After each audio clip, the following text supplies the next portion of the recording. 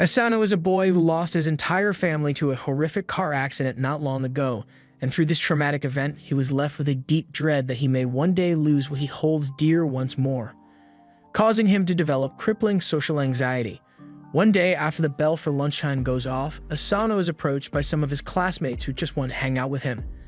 Asano can't bring himself to accept their request, even though he really appreciates them asking, and the guys can't believe they've been turned down for the 10th time in a row.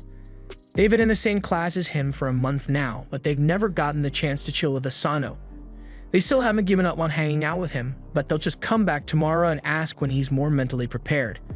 As the guys leave, Asano's childhood friend Mutsumi comes up to him and places a bento box on his head.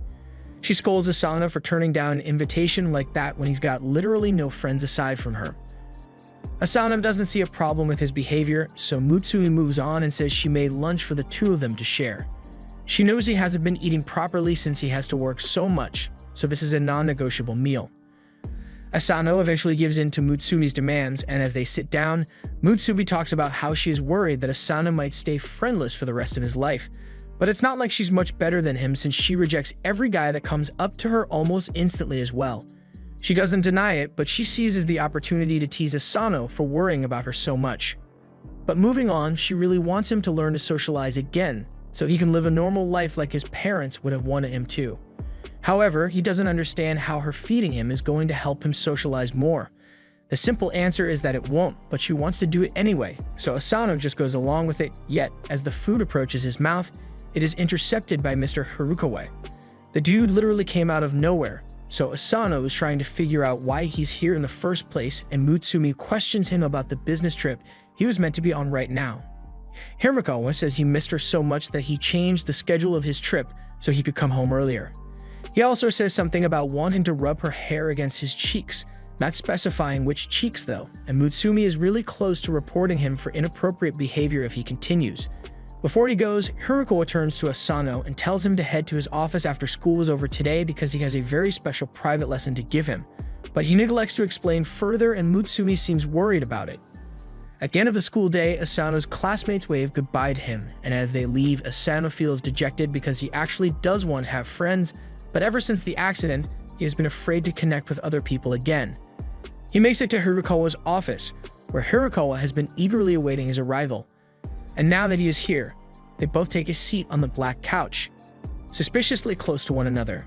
The awkwardness is killing Asano, so he asks Harukawa why he was called here, so Harukawa answers that he just wanted to share some photos from his special homework folder with him. His saying that is weird enough, but what makes it even worse is that all the pictures are of Mutsumi. Asano is now sure that Harukawa is a lost cause, so for the safety of his only friend, he is going to have to report him to the police later.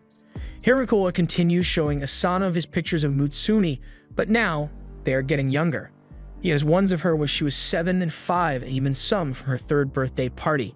But that begs the question, how did he get those photos if he is just a teacher at the school? Things take a dark turn as Harukawa states that he has been watching Mutsumi for a long time now, and one thing he can't stand is undesirables trying to get close to her. Which is why he had to have a nice little chat with the last guy who asked her out on a date. Asano is scared out of his mind right now since he's now Harukawa's next victim. Harukawa has been ignoring him because he and Mutsumi are childhood friends, but the situation has changed, so he needs Asano gone now. Asano can't muster the strength to fight back or run away because his legs are frozen in fear. However, before Asano can become a missing person, a girl dressed in white jumps into the room and flashbacks the whole place. Luckily, Harukawa has a natural resistance to flashbangs since his eyes are always closed, but he's still about distracted enough for the girl to snatch Asano away and take him to safety. Asano later wakes up to Mutsumi, who's glad he's okay, but then he looks around some more and realizes that he is surrounded by a bunch of weirdos, so he freaks out over it and tries to get away. He asks Mutsumi who all these strange people are, and it's kind of a long story, but they are basically her siblings. She introduces them all to him as Futaba, Shinzo, Shin, Kengo, and Nano, and their guard dog Goliath. She also tells him that they are a family of spies and feels so good to finally come clean about it after keeping it secret for over 10 years. Asano still can't wrap his head around it all since for the longest time he had thought they were just vegetable grocers. But instead of eggplants and radishes, they deal with guns, intel, and narcotics. He thinks this must all be some elaborate prank, so the guns must be fake, and to test it out, he tries firing one, but it actually goes off. Futaba explains to him that being a spy isn't really all that strange anymore. With the current economy, you gotta do what you gotta do to make ends meet. But times are tough with all the cheap public servant spies popping up, so their only edge on the market is their 4.8-star reviews. They'd also got their big brother Kyuichiro, who gives them quite the popularity boost, but he also generates an equal amount of hate. Asano recognizes their brother as Kurikoa from school, and Futaba confirms that it is actually him. He has his flaws, but as far as skills go, he is by far the best in the family at spy work. Asano asks why Kyuichiro would try to kill him all of a sudden, so Futaba informs him that they got a tip that someone may try to assassinate Mutsumi. He knows he would never do something like that, and Futaba is inclined to believe him since their tip did only come from social media. But Kyuichiro has been obsessed with Mutsumi ever since he nearly caused her to die, so due to his sense of guilt, he would do everything within his power to protect Mutsumi, even if that means keeping her away from all other people. He never liked Asano, but since he is childhood friends with Mutsumi, Kyuichiro always gave him a pass to hang out with her. But now he has a reason to justify getting rid of him, so he won't stop until Asano is gone. Futaba apologizes to him for her brother's obsessive behavior, but speaking of him, an alarm goes off which tells them that he is here. He probably intends to finish off Asano now, but they all assure him that he is safe with them. They've locked all the entrances and set all the traps they have on hand, but even with the 5-on-1, they only have a win rate of about 30% when they fought him in the past. However, the only way she can guarantee that Asano survives for sure is if he marries Mutsumi, because there's a rule that prevents any killing among family members. Kyuichiro will still probably hate him, but you won't be able to kill him at least. All he needs to do to officially be married to her is to exchange rings, so it's not a bad idea as far as Futaba is concerned. Asano isn't opposed to the idea of being married to Mutsumi, but the thought of having another family triggers his fear of losing it all, so he remains silent. Mutsumi speaks up and says she refuses to get married to Asano, not because she doesn't want to, but rather because she knows how hard it is for him to form new connections, so she doesn't want to force him to join their family. Futaba understands and apologizes for being so inconsiderate, but that means they're going to have to go with the 30% win rate plan, and while they are trying to come up with a strategy, Kyuichiro shows up on the couch without any of them noticing. They are all shocked that he made it past all the traps that were set, but he at least praises Shinzo for doing a good job with them since it was annoying for him to deal with. Since it has come to this, Futaba gets in front of Kyuichiro and warns him to stay away from Asano, but he's still dead set on killing him since he considers him a threat to Mutsumi's safety, and all threats must be eliminated. If she disagrees with his methods, then she's going to have to stop him by force, and that's exactly what she plans to do as she grabs his tie and begins spinning him around. Futaba then slams him down into a chair and calls for the others to join in, so Shinzo uses his robot arms and Nanao uses steroids. While they keep Kyuichiro busy, the rest of them try to get Asano and Mutsumi to safety, but their attack fails to do any real damage to him since he blocks it all with his wires. Kyuichiro then proceeds to slice up everything in the surrounding area, forcing Nanao and Shinzo to jump back. The weapon he is using is one specially made for him called Steel Spider, and he is quite skilled with it. So Futaba tells Mutsumi to take Asano and run for the hills because she doesn't know how long she can hold him off. She charges at Kiyo with her bare hands, and she seems to be doing something special to get through his wire attacks. But in the end, it isn't enough as she gets tied up and hung from the roof of the house. She then tells Kengo to get Asano and Mutsumi out of here, while she holds him off instead. But there's no chance she manages to take Kiyo down when Futaba failed so easily. She activates all of her killer drones at once and they all open fire on Kiyo at once, but she must have programmed them with Stormtrooper aim because those things haven't hit him once. Back with Asano and the others, he asks if the one who stayed back to fight Kiyo are going to be alright, so Mutsumi assures him that they'll be fine. They may get a few broken bones, but Kiyo isn't allowed to kill any family members. That aside, they need to find somewhere to hide Asano, so they open up a hidden safe behind a painting and get Asano to step inside, and before locking him in, she reassures him that she won't leave him no matter what. After Kiyo is done taking care of the others, he corners Mutsumi and who he believes to be Asano. He asks Mutsumi to get away from Asano so she doesn't get stained by his blood after he kills him. So she starts approaching him, but then she draws a gun and attacks, prompting Kiyo to restrain her. He realizes that this isn't actually Mutsumi, but he's got to say that he's impressed with how much detail Tango put into his disguise.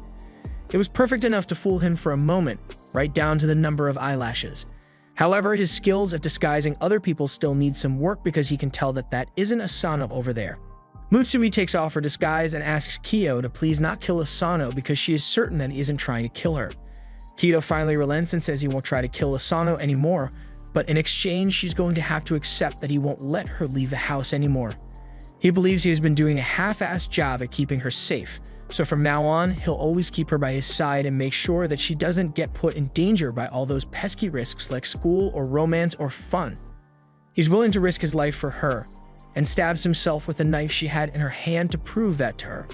So all he wants is for her to give up everything she enjoys doing so that he can keep her safe forever. Mutsumi is willing to resign herself to a joyless life under her brother's control if it means that Asano won't have to die, but Asano is not okay with this.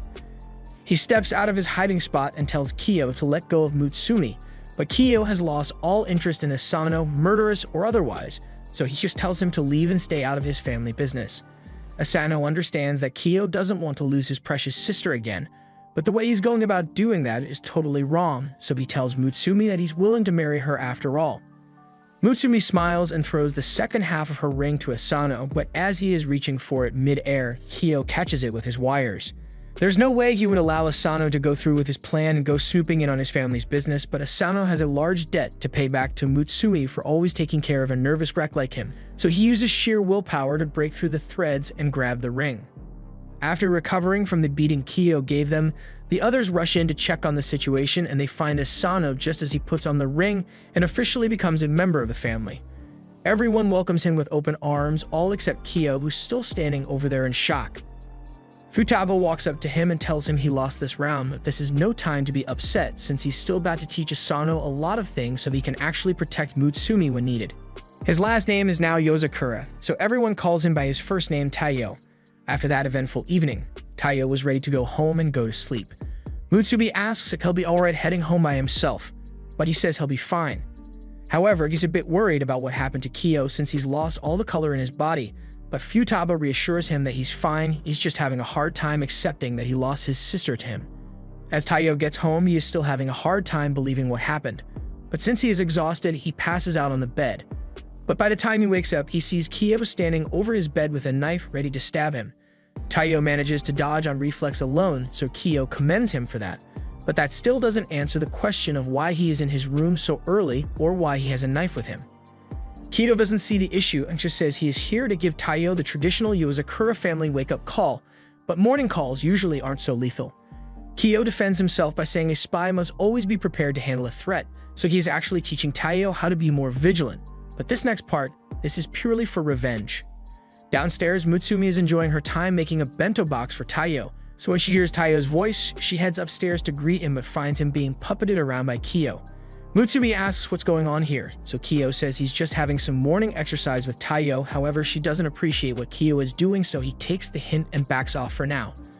But then he looks at his watch and tells the two that they don't have much time left, so he grabs Mutsumi and drags Taiyou out the window of the second floor just before the building explodes. Taiyou has a lot of questions about why his house just went boom, but Kiyo says he'll explain everything later.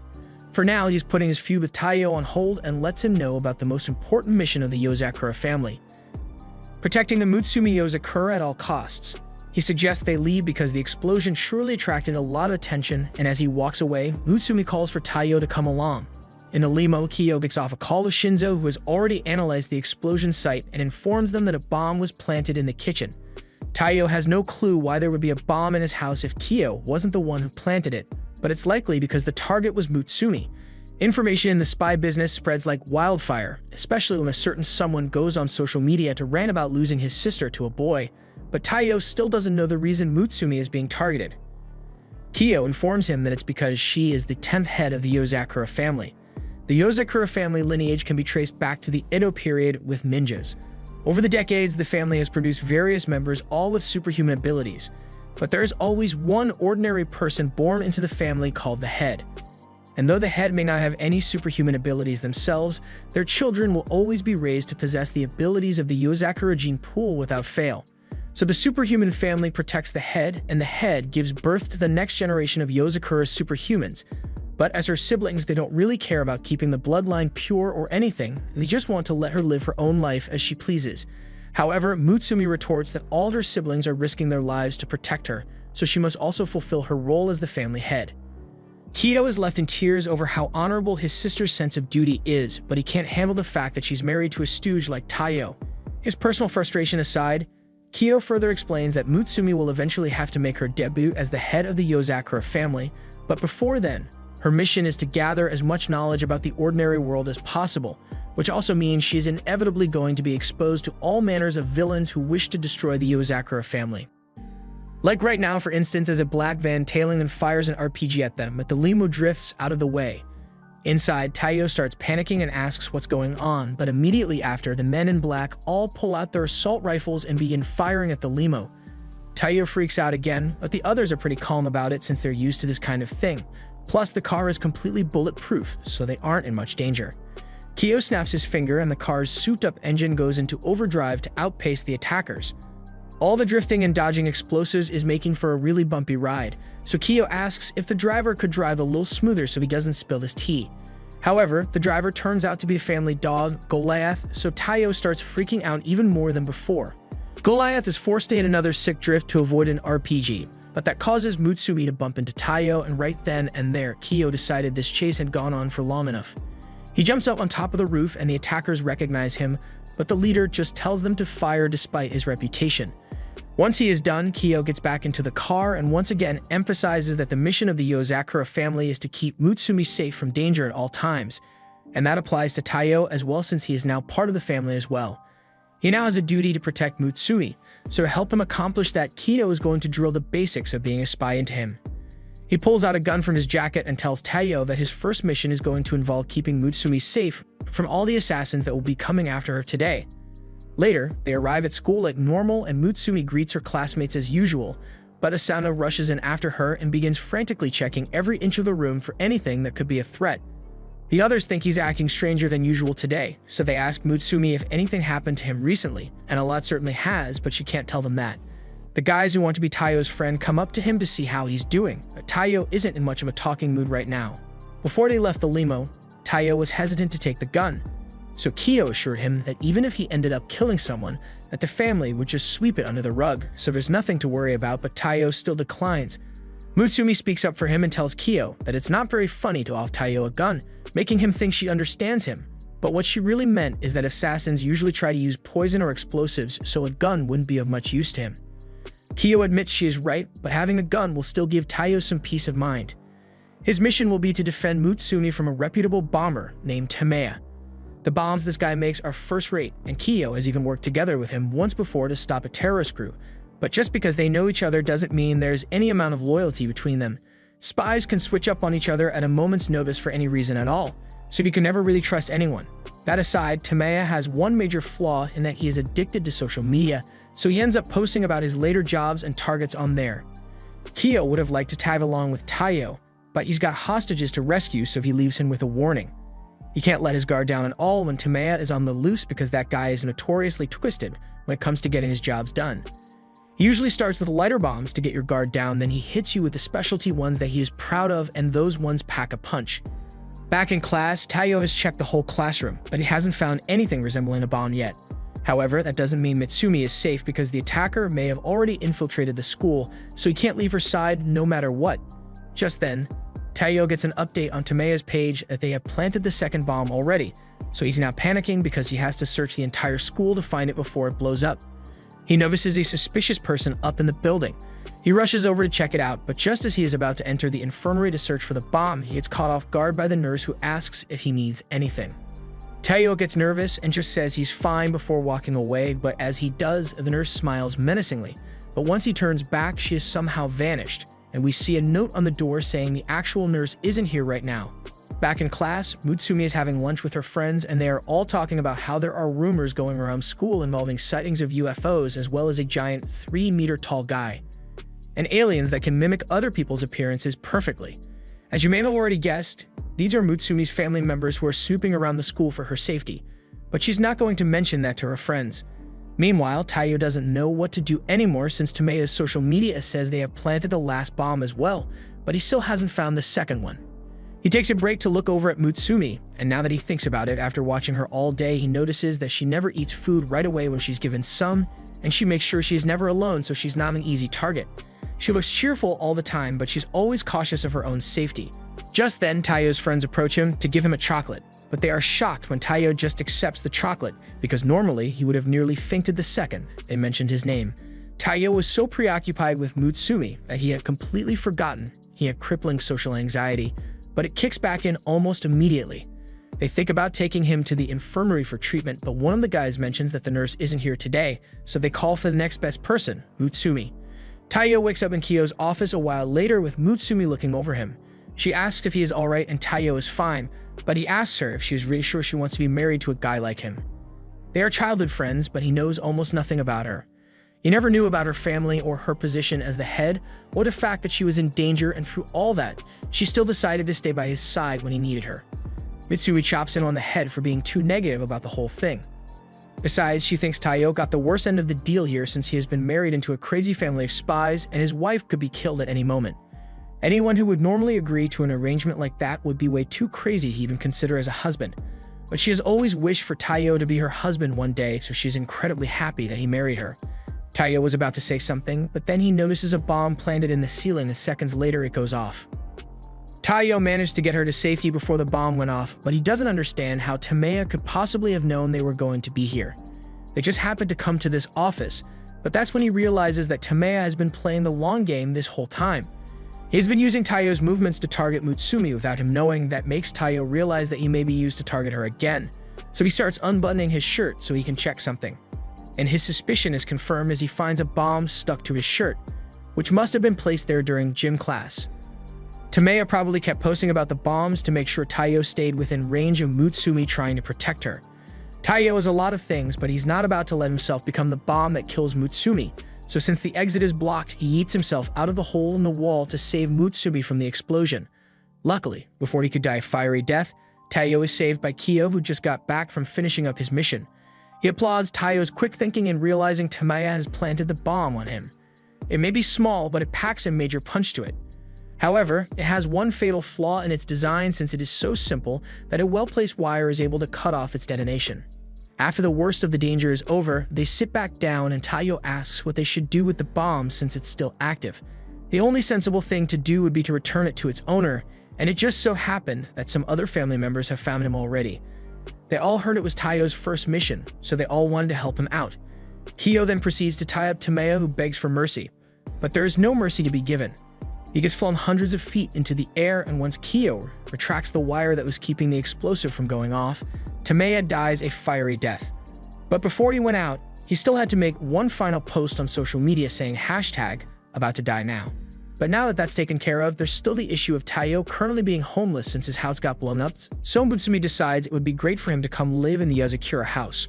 Kyo is obviously against it, but Taiyou is her husband after all, so he has no right to refuse letting him stay here. However, that doesn't stop him from making threats on his life. The next morning, Taiyou wakes up from a terrible nightmare where he was unable to save Mutsumi from a large, shirtless man who had her in his clutches. After realizing it was only a dream, he recalls all the crazy stuff that happened yesterday, which wasn't a dream, and how he ended up living in the Yozakura house.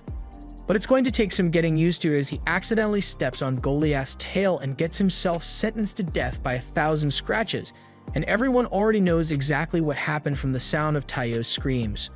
Later, Mutsumi is patching Taiyou up and apologizes for what happened to him. She had asked Goliath to keep watch over him so that he wouldn't end up getting assaulted by Kyo in his sleep, and Taiyou knows that Kyo would totally do something like that if given the chance, so he appreciates the gesture. Mutsumi then picks Goliath up and scolds him for hurting Taiyou even though his job was to protect him, but that makes Taiyou nervous because he knows Goliath lashes out whenever people touch him. However, he seems to like Mutsumi since she's the head of the family and would never attack her. But the same doesn't go for Taiyou. Later that day, Taiyou meets with Futaba and begs her to help make him stronger. But she assures him that they were already planning to train him bit by bit to accommodate for his ordinariness. However, that isn't good enough for Taiyou. The last incident made him realize that he is severely underprepared for the takes of keeping Mutsumi safe from danger, and he nearly ended up killing himself as well. if since Mutsumi chose him as her husband, he wants to be strong for her sake, which is touching and all, but Futaba grabs his shirt and begins tossing him around the room to prove a point. She says that she may not look like it, but she has immense talent for martial arts. And even with those talents, it took her 3 years of training before she was allowed to go on her first mission. So in his case, where she has no talent to speak of, it would inevitably take even longer to train, and simply having strong emotions isn't going to change that. But with that said, she doesn't want to let all his motivation go to waste, so she offers him the chance to try out the Yozakura family all-out training regime. But she has one condition before they can begin, and tells Taiyou that he must live in this mansion for 1 month first. He is surprised that that's all she's asking of him, but it was due to their carelessness that his house got wrecked, so she wants him to live here as part of his training. And then the real training will begin in 1 month. Taiyou is about to thank her, but as soon as he gets up, a trap door opens beneath his feet and he nearly plummets to his doom. Futaba apologizes about that, as there is one more thing she forgot to mention. This entire house is filled with traps designed for spy training, so if Taiyou can't master the beginner stuff that the house may throw at him, then all-out training is never going to happen. Taiyou may have been the one that came here to ask for training, but now he's worried he may end up dead after just 1 day. The next morning, an alarm clock goes off to wake him up, and it's not a suggestion either, as the clock explodes after a few seconds of Taiyou trying to ignore it. He runs out into the hall to escape it, but he ends up setting off another trap that deploys a flamethrower, so by the time he gets down for breakfast, he's pretty much well done. Mutsumi apologizes for the craziness of her family, but Futaba tells him the exploding alarm clock is necessary so that he builds the habit of getting up immediately. Taiyou takes a bite of his breakfast and asks how Mutsumi has managed to live in this house for so long when she's ordinary as well, but she answers that she doesn't have to deal with any traps since they don't activate for her. Shun elaborates by telling him that the traps can be turned off once he has been accepted by the house. They are all controlled by a computer system, so if he manages to clear every single trap in the house, then he will officially be accepted as a member of the Yozakura family, allowing him to turn them on or off at will. The others turn the traps off when they are injured or if they just don't want to deal with it. And if Taiyou works hard too, he may be able to do the same in 2 years maybe. Taiyou doesn't like the sound of that 2-year time frame, but a moment later, his guts start working against him and Futaba tells him he should have been paying better attention to what he was eating. Everyone in the family, with the exception of Mutsumi, has their food laced with a tiny amount of poison to help build immunity, but Taiyou doesn't have to worry because it's only enough to turn him into an ass blaster for the morning. But something he does need to worry about is the fact that the bathroom door has 20 locks on it for some reason. Kyo walks past, and while he doesn't do anything to Taiyou, he greatly enjoys watching him suffer. In order to get in, he needs to be able to pick the lock and crack the password in under a minute, but it's cruel to expect him to do it on his first try, so Shin goes over to help him before he ass blasts all over the floor. The next day, everyone's alarm clocks go off again, and they all stop it from exploding in their own way, except Taiyou, who still hasn't gotten the hang of things yet. The traps are integrated into everything he does. Getting breakfast results and getting gunned down. Turning on the television required him to shoot the button with a gun, and even taking a shower almost gets him waterboarded, so by the time he finally heads to school, he's completely wiped out. His friends ask him if he is alright, but he says he is fine, so they leave him be. By the end of the day, he is completely exhausted, but after going to check up on Mutsumi, he sees that she was working really late into the night, so he covers her with a blanket and decides to put in some extra work as well. So he heads outside to practice his aim, but he still classifies as a stormtrooper in this apartment. He is dead set on practicing some more until he finally gets the hang of it, but then Mutsumi calls out to him and asks that he take a break with her. They both sit down inside, and Mutsumi pours him a cup of tea before asking if he is sure he isn't going too hard on himself with all the training recently. Taiyou doesn't want to admit it, but she knows he's trying really hard, and it's because he thinks he is weak, but Mutsumi doesn't think of him that way. She recalls the old days when they were neighbors, but they weren't especially close to one another at the time. However, when she started junior high, she started getting bullied for her white hair streak by some girls who were jealous of her. And Kyo wasn't around to make them disappear, so Mutsumi was left at the mercy of their cruel, scissor-happy tendencies, but then Taiyou arrived and he put a stop to the bullying by cutting his own hair without saying a word. His confusion tactics seemed to have worked, as the bullies become so scared that they all ran off. Once the girls were gone, Taiyou dropped the scissors and told Mutsumi that he had been meaning to cut his hair anyway, so she doesn't need to worry about it. She still felt bad about it, but he insists that it isn't a problem, and from that day on, the two became really close friends with one another. He has been protecting her all this time, so she assures him that he doesn't need to push himself so hard now. Some time passes and Taiyou wakes up one morning, managing to stop the explosive alarm clock before it goes off again. He then makes his way through the hallway without setting off any of the traps. He walks into the living room and greets Shinzo as he once again tries to turn on the television with a gun. His aim has improved to the point where he can hit the power button, but changing channels is still a bit difficult for him to do, so Shinzo gives him a couple of tips on how to reduce recoil when he fires the gun. Soon after, Shien enters the room and she is impressed that Taiyou can now turn the television on with ease. She came to give Shinzo some of Taiyou's performance data which she analyzed for him, and Taiyou is very thankful for all the help they are giving him. But he's got a question he's been dying to ask. He asks Shien why Shinzo is always in a garbage can. But the answer is pretty simple, and it's because he is just really shy and lazy, so he almost never leaves the mini tank he built himself. But that aside, she tells Taiyou to hurry up because he was supposed to meet Nanao to learn how to deal with poisonous gas.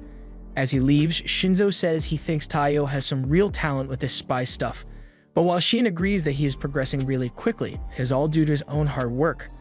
Later, Futaba and Tengo are walking down the halls when they come across Taiyou and Nanao doing nerve gas training.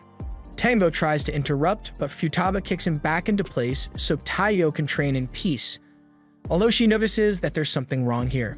Some more time passes and Taiyou is now able to breeze through the morning routine without a hitch, and Mutsumi is really proud of how far he has come in just 3 weeks of living here. He asks her to pass him the milk, but one thing he hasn't managed to adjust to is the mild poison doses, so he once again is forced to race for the toilet. However, he also hasn't figured out how to crack the codes on the door, so Tengo goes over to help him before he has an accident, but as he gets there, he finds Taiyou passed out on the floor, so everyone rushes over to check on him and Futaba asks Nanao to get some medicine ready for him. Taiyou later wakes up on Nanao's diagnostic table, and luckily all he has is a fever brought on by fatigue, so if he rests for the rest of the day, he should be fine. Or at least he would be fine if he didn't have such extensive injuries. Futaba had been on to the fact that he was hiding something for a while now, since there's no way to achieve extraordinary results like Taiyou did without taking drastic measures as well. He hid how much he was overworking himself with the help of the others, and Futaba is especially disappointed in Nanao for enabling this self-destructive behavior. Taiyou tells her it's not the others' fault since they tried to stop him when he started this, but he was stubborn about it and pleaded until they reconsidered because he wants to be able to protect Mutsumi as soon as possible. Futaba chops him on the head for being so foolish and not realizing that he can't take care of Mutsumi if he can't take care of himself first. She gives him a book on the basics of code breaking so he has something to do while he recovers from his wounds, and Taiyou thanks her for being so considerate. But once she leaves, Futaba thinks to herself that Taiyou's resilience is really unbelievable. Normally, if someone drives their body to the brink of collapse so often, their spirit would shatter long before their body ever gave out. But Taiyou continues to train hard for Mutsumi, and that may mean he has what it takes to protect her after all. A couple of days later, Taiyou has recovered and is finally able to unlock the bathroom door on his own, which is a cause for celebration.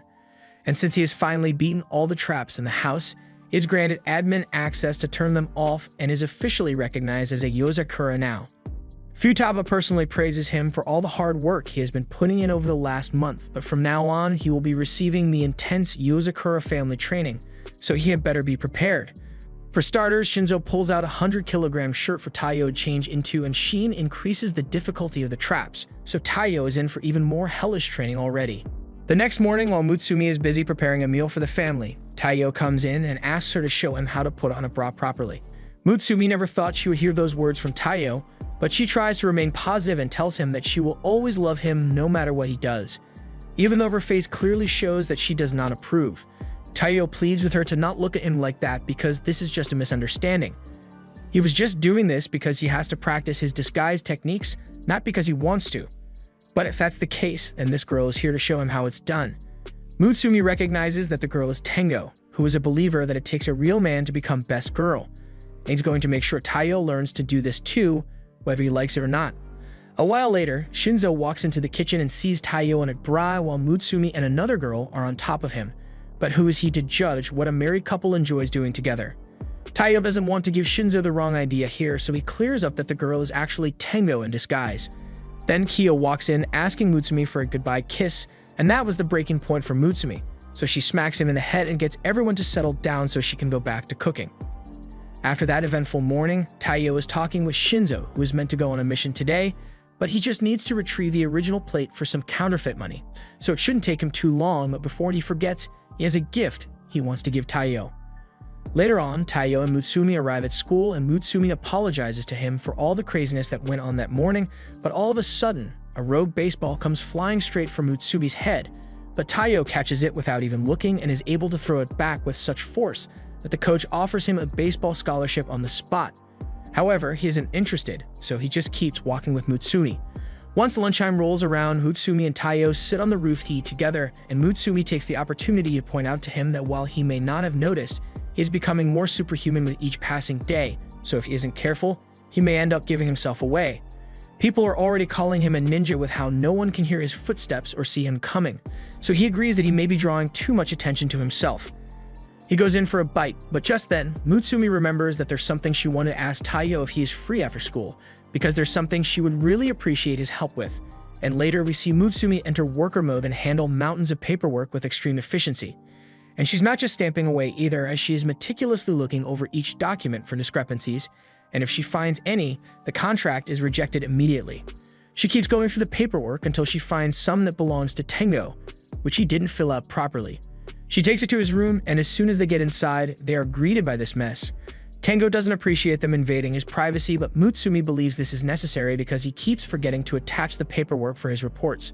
She commands that he find the relevant documents right now, but Kengo doesn't think it is such a big deal and would rather just keep eating his sushi.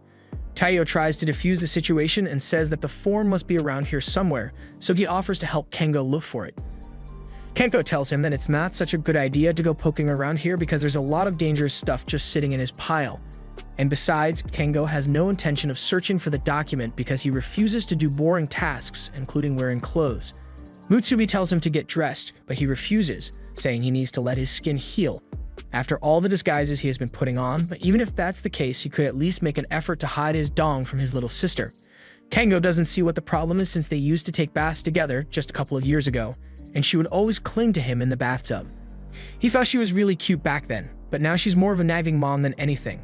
Mutsumi takes offense to this, so she feels like it's time she punished Kengo since she is the head of the family, and as soon as Kengo hears this, he just smiles and starts running. Taiyou tries to stop him, but he instantly disguises himself as Mutsumi to throw him off, so he manages to escape. But he isn't going to get very far because Mutsumi then activates the house's lockdown sequence, so no one is leaving until Tengo gets his punishment. Meanwhile, Shinzo is out on his mission and is crawling through an air vent until he finally locates the counterfeit money.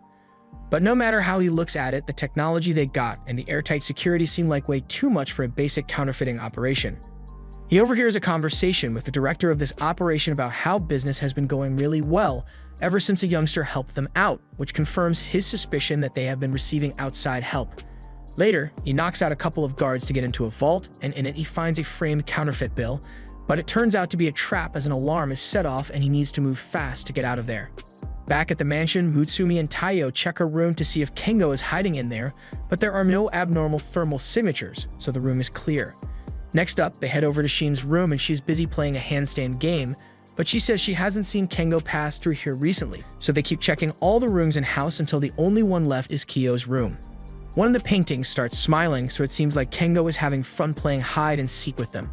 Since they haven't found him yet, Taiyou wonders if he may have already made it outside, but Mutsumi is sure that there is no way to escape the lockdown. Just then, the others come over and ask what Taiyou and Mutsumi are doing, and Shin doesn't seem to have any memory of speaking with Taiyou, so they ask where everyone has been up till now. They say that they've been busy analyzing some drugs they seized from a cartel, and they just got back, meaning Kengo was disguised as all of them earlier. Just then, they notice that Tengo has been disguised as the paintings behind them, and once they spot him, he starts hopping through the halls until he turns around the corner. Taiyou follows him, but gets knocked out as soon as he is out of sight. Mutsumi rushes over to check on him, and Taiyou looks like he is alright, but he says Kengo threw the painting at him, before diving into the hidden passageway in the wall. Mutsumi knows every single secret passage in the house, but she doesn't recognize this one, which means Kengo must have made it himself while she wasn't looking. If he is the one who made it, then there's no way to find him now, so Mutsumi gives up and disables the lockdown. Taiyou suggests that they just look for the file in Kengo's room, but as they enter, Mutsumi handcuffs him because she realized that it was actually Kengo in disguise.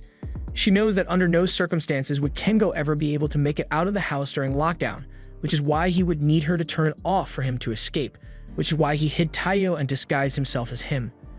But what gave him away is the fact that Taiyou always lets Mutsumi enter a room first when he opens the door for her, so he still got some work to do on his Taiyou impressions. Kengo gets sent back into a flashback of when he was younger and was first introduced to Mutsumi, and he is feeling a lot of emotion after seeing how much his sister has grown since then, so he takes off his disguise and admits defeat to her. Later, Taiyou is helping him look for the paperwork they need to find, and Kengo apologizes for stuffing Taiyou on the wall earlier. He doesn't really mind since Mutsumi was having fun chasing Kengo around the house, so the two end up bonding. Meanwhile, Kyo has just discovered that Mutsumi found out about his worship den and defaced one of the pictures, so he's pretty distraught about it. Later, Taiyou is trying some of the curry that Mutsumi had made that morning, and it tastes delicious, but then she reveals that the secret ingredient is cyanide, and he suddenly doesn't feel so good anymore. The phone suddenly rings, so Taiyou takes the opportunity to get up so he doesn't have to eat any more poisonous food, but when he gets to the phone, he sees that it's Shinzo's number calling, and he is totally freaking out. Mutsumi comes over to check on him and puts the call on video display, but Shinzo can't calm down enough to tell her what's happening. After a little convincing, she finds out that Shinzo got into a firefight with the enemy, but there were a lot more people than he expected, so he ended up running out of ammunition. And without his weapons, he has nothing. Mutsumi explains that Shinzo is a weapons expert, but when he is unarmed, he becomes a total wimp, so she needs Taiyou to go save him. He agrees, and in a short amount of time, Taiyou is outside the counterfeit warehouse with a small package of weapons to help Shinzo regain his confidence.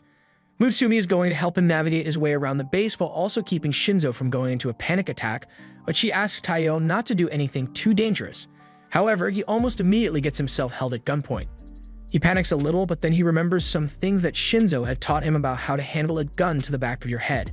Be warned, this does not work in real life, but for Taiyou, he jams his head into the gun, preventing it from firing, at which point he grabs the guard's arm and knocks him out. He may have successfully taken down an enemy, but the noise alerted others of his presence, so he needs to focus so he doesn't mess up. From the sound of their running, he can tell that there are 3 people armed with guns and knives, so as they turn the corner, he knees one in the face and then takes care of the other 2, but he still needs to stop one last guy that is about to call for backup. He pulls out a special 8 million volt gun he was given by Shinzo that morning, and with it, he zaps the radio to stop any backup calls and decks the last guy. A few minutes later, Taiyou has made it to the storage closet that Shinzo was hiding in, and Shinzo is really happy to see him, but he's even happier to have a gun again. Taiyou hates to interrupt the reunion, but he thinks they had better retreat before they get caught. However, it's too late as some guards already found them. Just when Taiyou was about to act, Shinzo steps up and disarms them all with his gun. He may be a wimp unarmed, but now that he's packing artillery, he's got a whole new level of confidence. He runs out the door and grabs one guy to use as a human shield while he takes down the rest of them. Taiyou is really impressed by how calm and efficient Shinzo is being right now, but they don't have any time to waste as they need to escape quickly. Mutsumi gives them directions to the nearest exit, but along the way, a sniper shoots Taiyou in the thigh, causing him to fall to the ground. Shinzo was about to return fire, but the sniper warned him not to do anything dumb because he could easily put another bullet in Taiyou's head right now. A shot straight through the thigh bleeds rapidly, so if Shinzo wants to save Taiyou from dying of blood loss, then he had better drop his gun immediately. Since he cares about Taiyou a lot, Shinzo drops his weapon. But since Mutsumi thought ahead for a scenario like this, she told Taiyou to arm Shinzo with the next best weapon available, a fork. In the hands of Shinzo, almost anything becomes a deadly weapon, so he's able to throw the fork so fast that it destroys the sniper rifle, and with the time that bought him, he's able to pick his gun back up and shoot the sniper several times. After that whole mess is done with, Shinzo is carrying Taiyou home and apologizes to him for forcing him to come save him from his own mission. But Taiyou feels like he is the one who should be apologizing for getting hurt and slowing them down. Meanwhile, back at the counterfeit warehouse, another agent has arrived and is torturing the survivors to get them to give him info about who they work for. But he doesn't get the answers he wants, so he just finishes him off and pulls up his phone to find his next target, Taiyou. Late into the night, Taiyou is talking with Mutsumi on the phone as she is casually asking him out on a date. And while he would have obviously accepted, a car pulls up in front of him, so he realizes that something is wrong and hangs up the call before this guy steps out. He asks to confirm that it is actually Taiyou, and after Taiyou answers him, he reaches into his pocket to pull out a badge and tells Taiyou that he is a police officer named Seiji, so he needs to ask him some questions. At the police station, Taiyou is brought into a dark interrogation room where the man tells him that he'll cut straight to the chase. He shows Taiyou a video of him getting choked by one of the guards in the mission he just went on and says it was posted on the dark web, so Taiyou is starting to panic since he's been busted. Seiji goes on to list a bunch of the other crimes he has evidence of Taiyou committing, including unlawful use of a firearm, trespassing on private property, and domestic terrorism. Even Saul won't be able to clear him of these charges, so Taiyou is pretty disheartened, but the Seiji mentions that he finds it strange that he wasn't able to find anything about Taiyou's partners in crime because he knows there's no way a teenager would be able to pull all of this off without some form of assistance.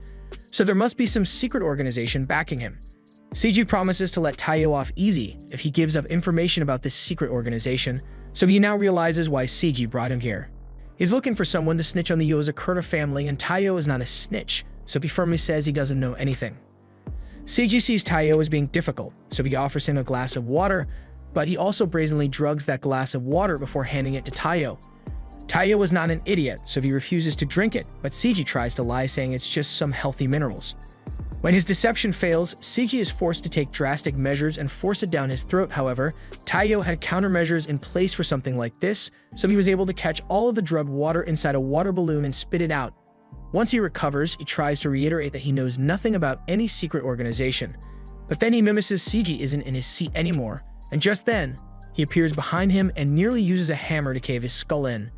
Taiyou managed to dodge out of the way, but then he stumbles onto a garbage bag that seems to be leaking human-flavored jam, and he's starting to question if Seiji is actually a police officer or not. Seiji calmly explains that the man in that bag was a drug dealer who has ruined the lives of countless people. However, he always managed to escape punishment for his crimes by using his wealth and connections, so he took it upon himself to bring down the crime boss.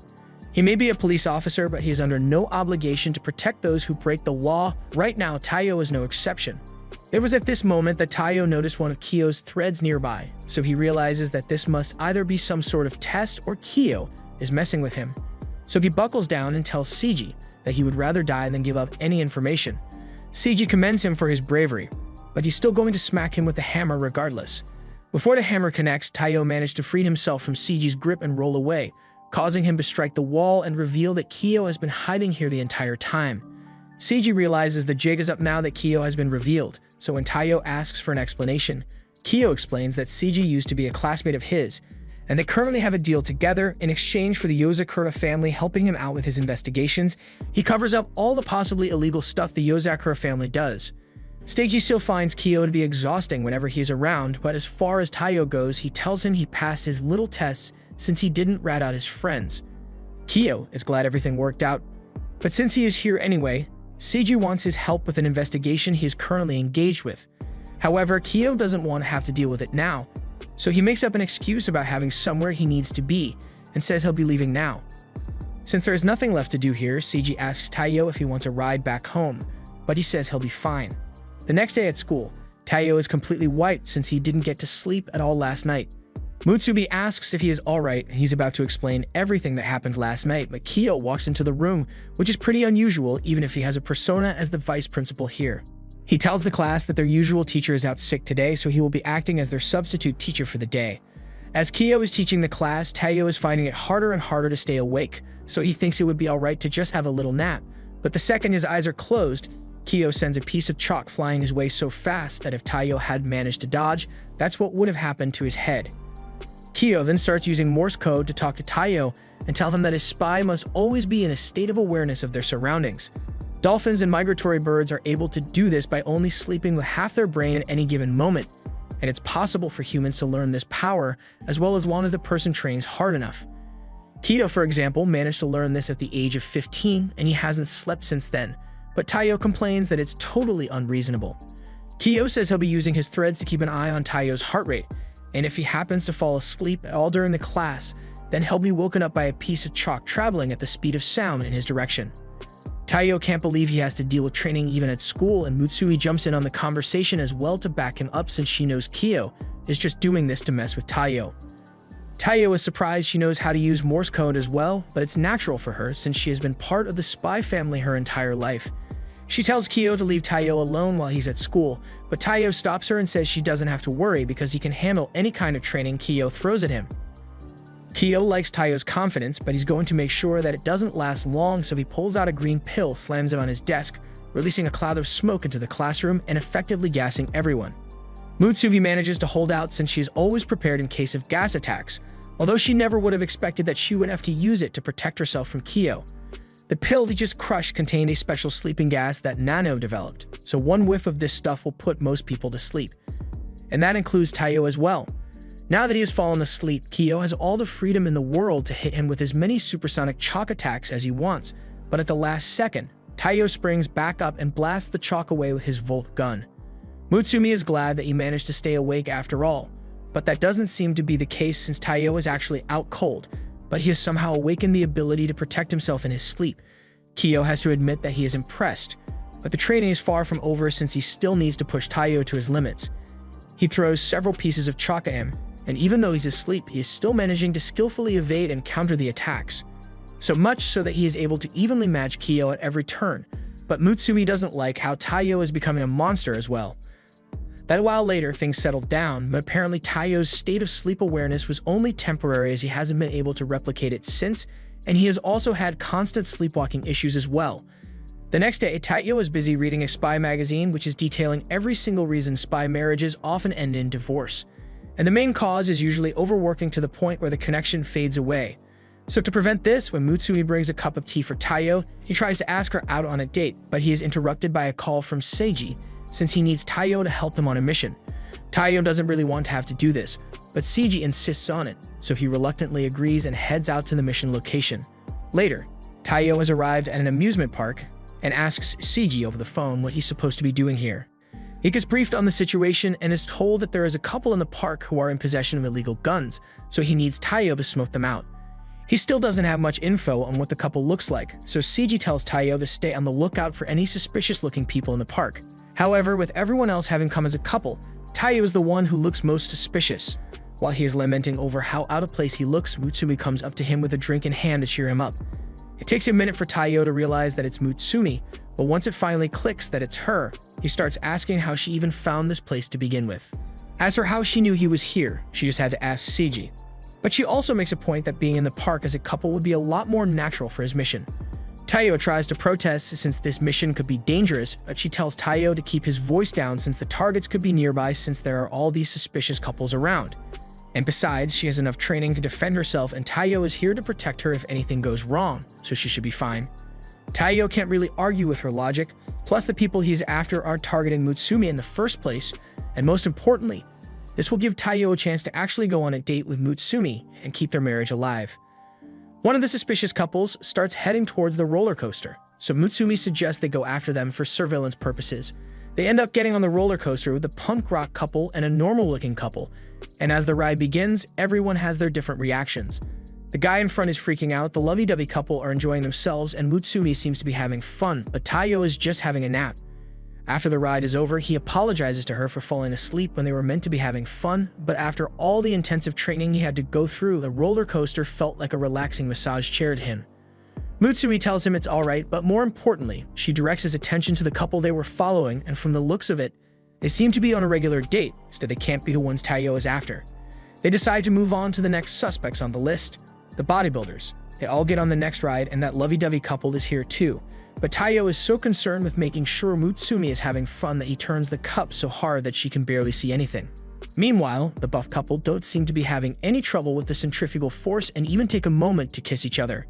Taiyou is a little jealous of how well their date is going, but he now knows that they are just a casual gym enjoyer couple, meaning that there's just one suspicious couple left. The lovey-dovey duo are still here for some reason, but Taiyou is yet to find them suspicious, so he continues tailing the business couple, but then he spots a bouquet of flowers, and that gets him thinking that he should get a gift from Mutsumi. Later, she and Taiyou are watching the business couple have a cup of coffee, but they don't seem like they are the gun-wielding suspects either, so Mutsumi gets up to go get some drinks for her and Taiyou. Just then, he notices that the lovey-dovey couple doesn't seem to be getting along so well anymore because they are both accusing each other of being cheaters, so they are going to settle things between themselves the American way. After they draw their guns, everyone in the store panics and runs out so they don't get caught in the crossfire, and Mutsumi gets pushed out along with the crowd, so Taiyou is left in there by himself. He ducks under a table and finds a boy hiding there, scared for his life. But the line was crossed when one of the stray bullets hit the flower he was planning to give Mutsumi as a gift, so he jumped out and told the two gunslingers, who somehow managed to miss every single shot they took, to take their fight somewhere else. So he immediately zaps both of them with his Volt gun. With both of them down and out, Taiyou calls in Seiji to have them arrested and taken away, and Seiji is really thankful for the help Taiyou provided. Now that the mission is over, Taiyou and Mutsumi are finally able to enjoy their time in the park. Mutsumi wanted to do this because she had heard that couples who ride the Ferris wheel together and watch the sunset get a happily ever after. Now that Taiyou knows what this was about, he gains the courage to give Mutsumi the gift he had gotten for her, although it's a little damaged. She is stunned since she never expected Taiyou to be the kind of person to go for romantic gestures like this, but it makes her really happy. In a dark apartment, a girl is busy trying to hack her way into a secured system, and there's Sheen, who just finished her final mission. She can finally sleep after 80 hours of work. But that doesn't last long because she gets an emergency alert on the screen saying that someone has breached the system, and she now needs to deal with a hacker who is messing with her system. The hacker gets locked out, but Sheen isn't done with her yet, as she's going to make sure to ruin her computer as payback for forcing her to stay awake longer. The hacker panics after she loses control of her computer, but then she remembers that she can just unplug her computer, so Sheen has no way of finding out who she is or counter-hacking. After the girl is in the clear, she plugs her computer back in to take a look at the data she managed to steal, and it looks like she ended up getting exactly what she wanted from the system. The pictures of Taiyou show she may have an unhealthy obsession with him. The next morning, Taiyou and Mutsumi are on their way to school when they spot Sheen, who looks even more tired than normal. Mutsumi asks if she pulled another all-nighter again, and that much is obvious because she had to stay up and make sure the system couldn't get hacked again. Though the hacker seems to have only gone through Taiyou's files for some reason, but it's not like she managed to get any important information anyway, so Sheen tells them that there's nothing to worry about. Besides, she has updated the security system, so there's no chance of a secondary breach, but she still doesn't know how anyone could have gotten through the old security system, since the only ones who know the passcode are the members of this family. Taiyou already knows this isn't going to end well, but there's nothing he can do about it right now, so he just goes to school with Mutsumi as usual. Just then, he notices something off, so he stops Mutsumi just in time to avoid several spikes that were thrown at them, and since there's imminent danger, Taiyou takes Mutsumi and runs off. The assailant, who also happens to be the same hacker from earlier, chases after him. Taiyou and Mutsumi keep running until they turn into an alleyway, at which point Taiyou turns around and draws his gun to counterattack his pursuer. The girl surprises him with an attack from above, but Taiyou is still able to counter and throw her back. The girl loves how strong Taiyou is in person, and she straight up tells him that she's in love with him, and immediately after that, she asks him to die for her. Taiyou is confused, but Mutsumi seems to know exactly what's going on since she recognizes the girl. Her name is Ayaka, and she is well known in the underworld as the Manhunter Spy, although she does appreciate the name. She is called that because she has a reputation for using her spy techniques to follow men she has a crush on, and then shortly after she stabs them to death.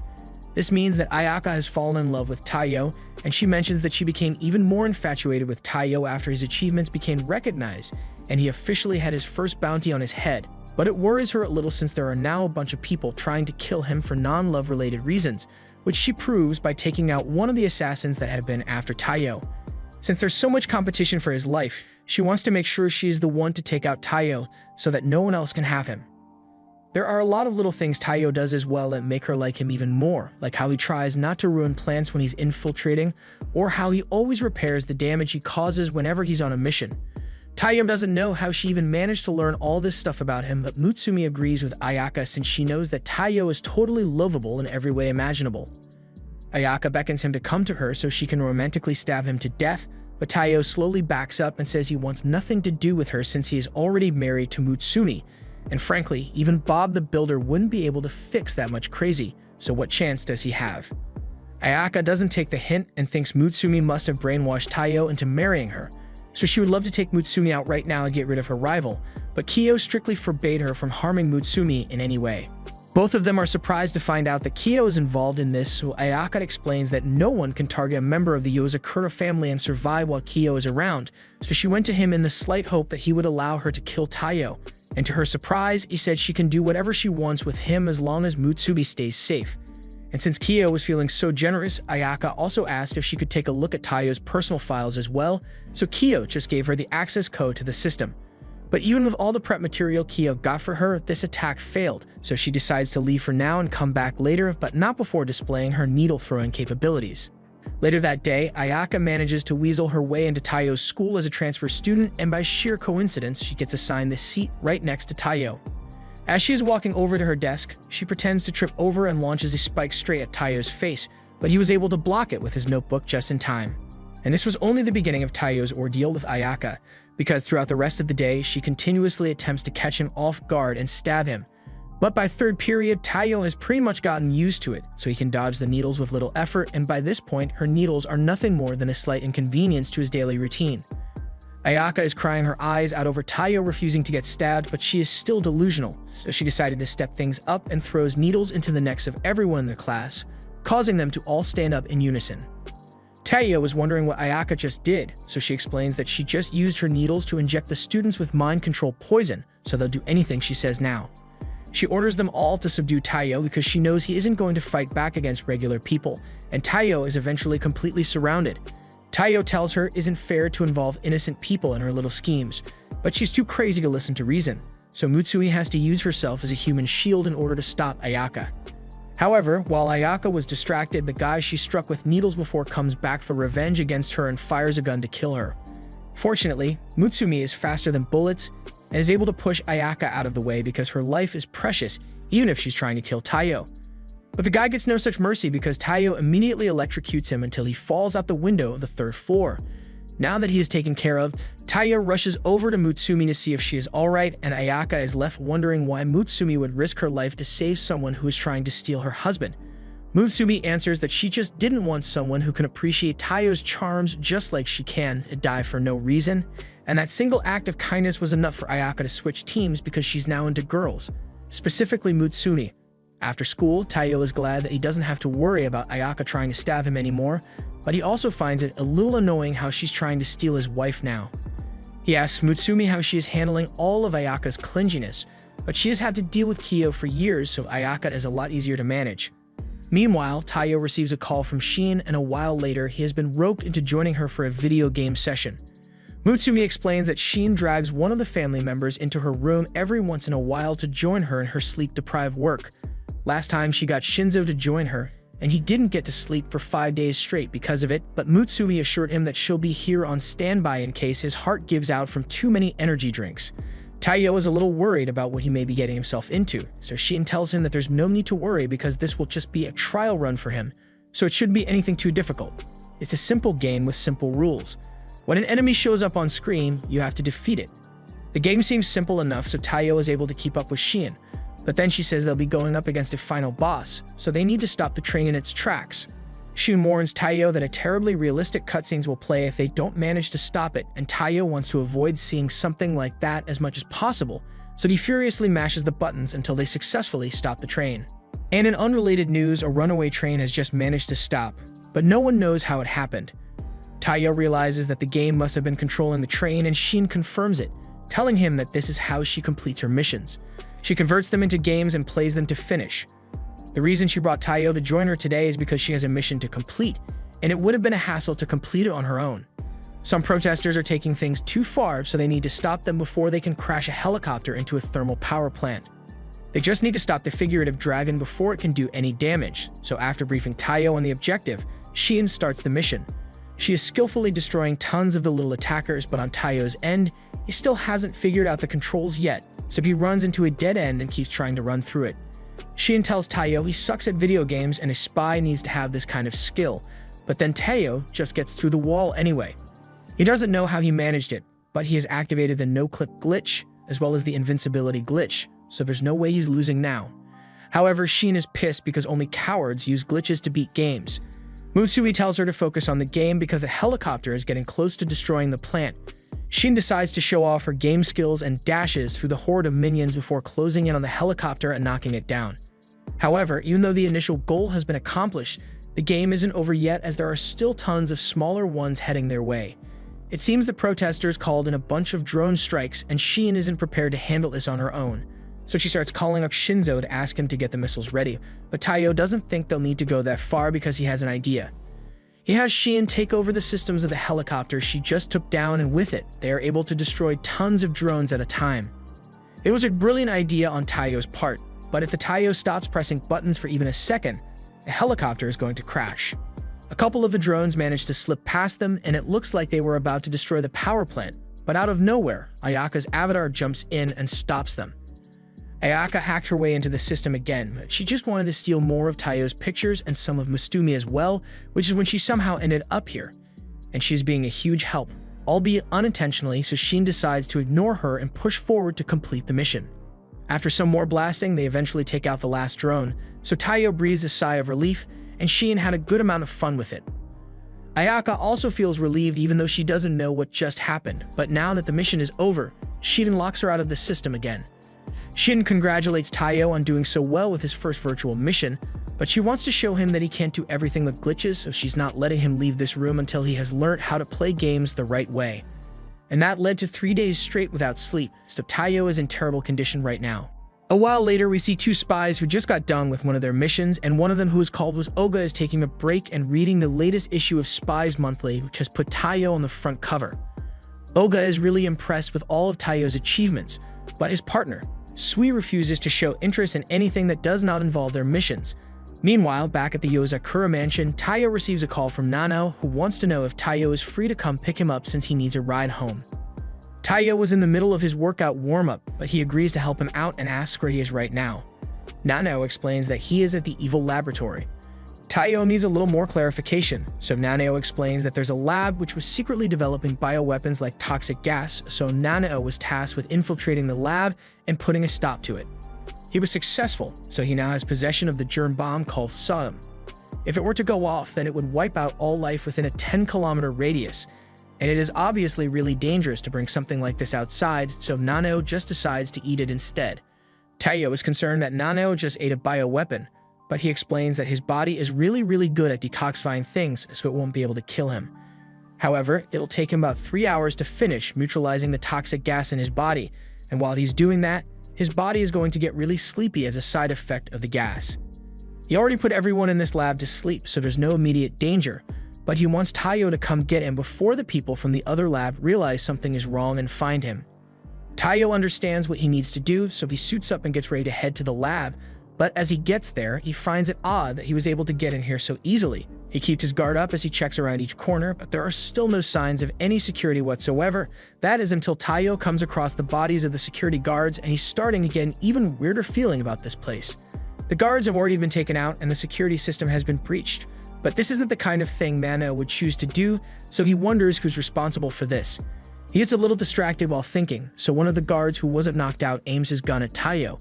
But before he can fire, the guard gets knocked into a wall by a ball and chain, and the ones who saved him are none other than Sui and Oga from earlier. Sui is surprised that Taiyou happens to be on a mission here as well, so he introduces both himself and Oga as part of Hinajuku, which means they are government spies. Taiyou has heard all about Hinajuku, since unlike the Yozakura family, which are freelance spies, the Hinajuku are elite spies who take orders directly from the government. Studi says they were sent here to neutralize this lab and asks Oga for a status update, so Oga begins listening and he can hear the footsteps of 5 people across the building, but that's not all, as he can literally smell their guns, so he knows they are armed. That information lets Sui know that the base lab they are looking for must be underground after all, so he says goodbye to Taiyou so they can accomplish their respective missions, but Oga isn't letting the chance to team up with Taiyou slip past him, so he grabs Taiyou and drags him along. A guard manages to sneak up on Taiyou and fire 2 shots at him, but he is able to dodge both of them and counterattack, which Oga finds really impressive. They eventually arrive at the lab in question, and Taiyou immediately rushes to aid Nano as soon as he spots him. However, Oga then tries to kill Nano with his steel ball, so Taiyou is forced to block with his knife, breaking it in the process. Oga tells Taiyou to get out of the way since it's dangerous for him to interfere like this. Their mission is to neutralize this laboratory, so Taiyou doesn't understand why they would also want to kill Nano.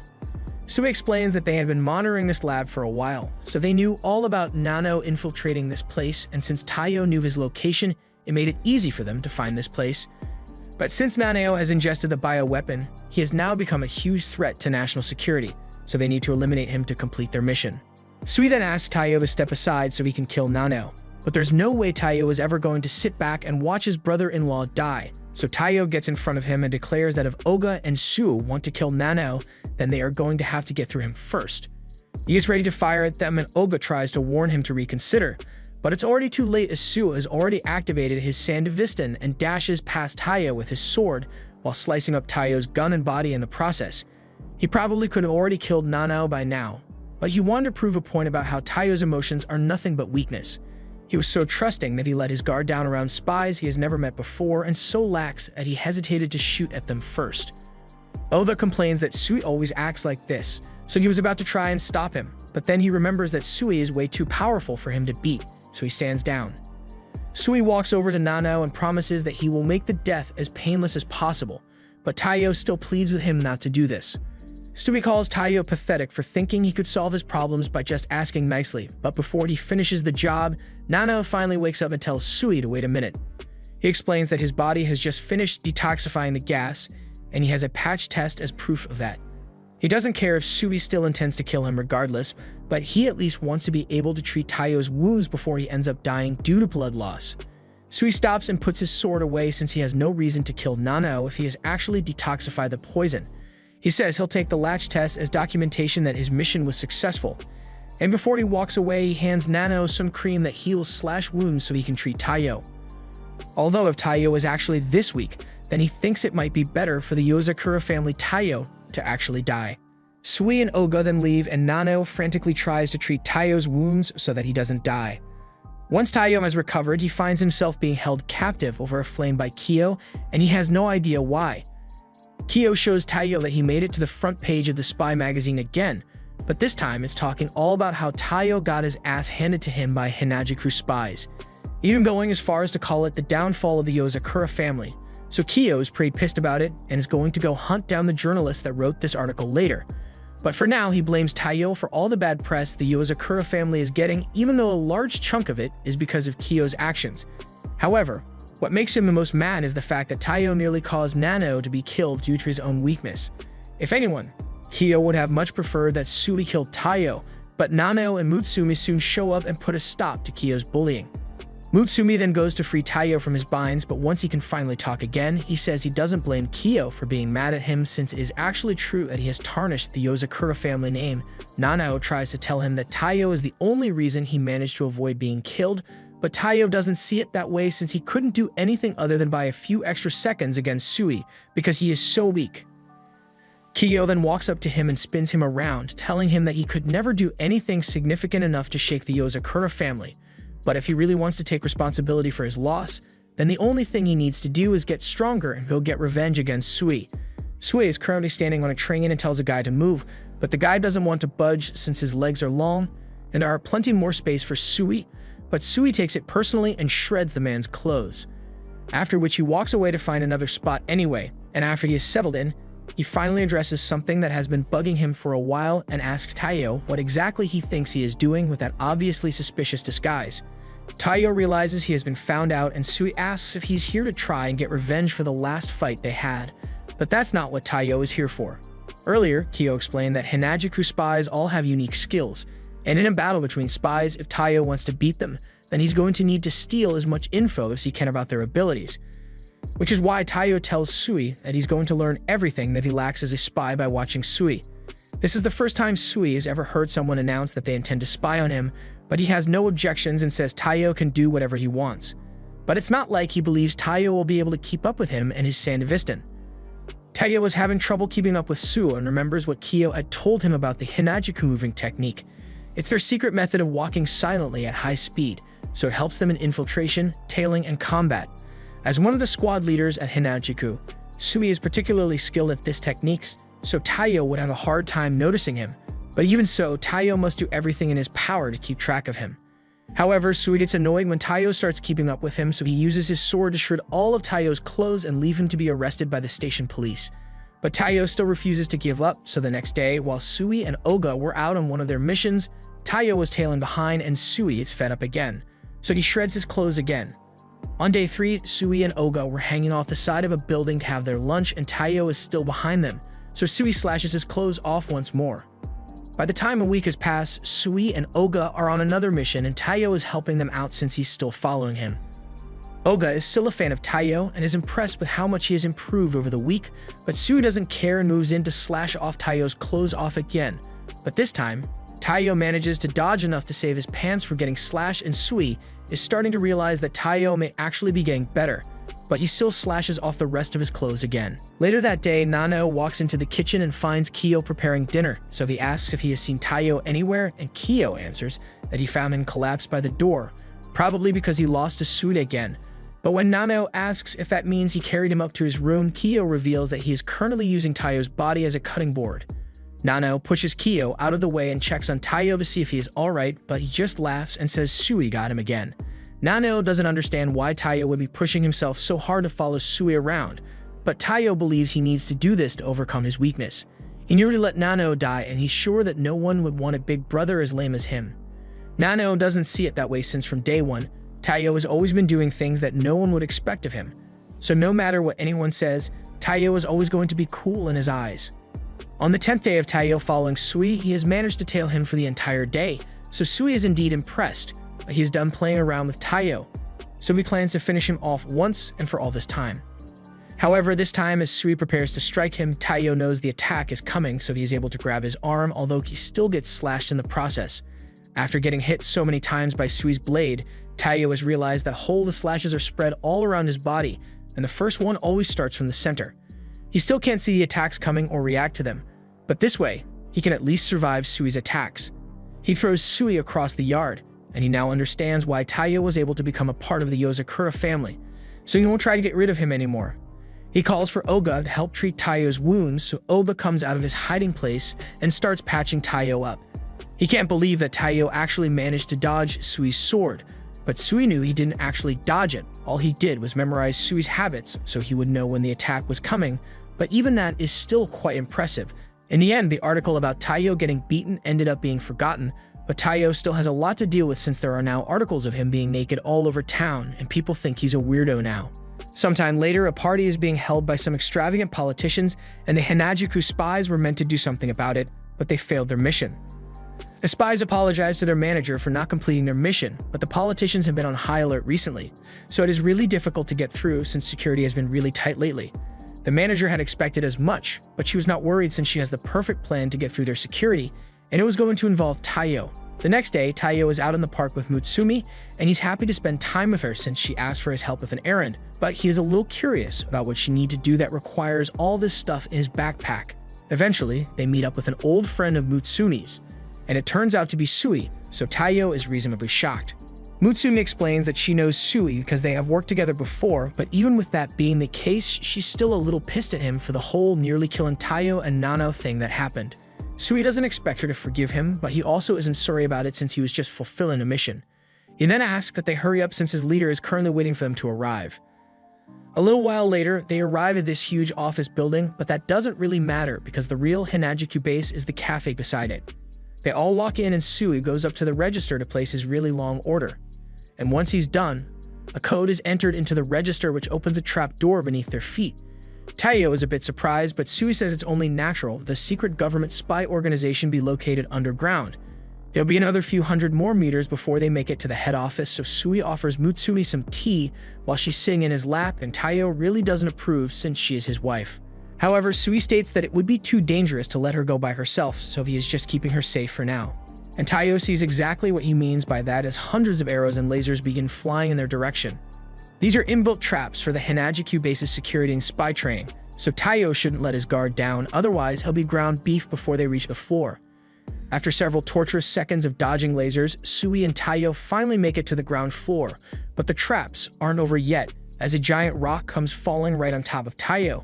But just before he could be crushed, the Hanajuku leader runs forward and shatters the entire thing with just one punch. Afterward, she welcomes him and Mutsumi, but she wonders if Mr. Yozakura over here is really strong enough to keep Mutsumi safe at all. They all get settled down to have their meeting, and we see the leader binging on the delicious sweets that Mutsumi had Taiyou carry all the way here, and she is really grateful for it.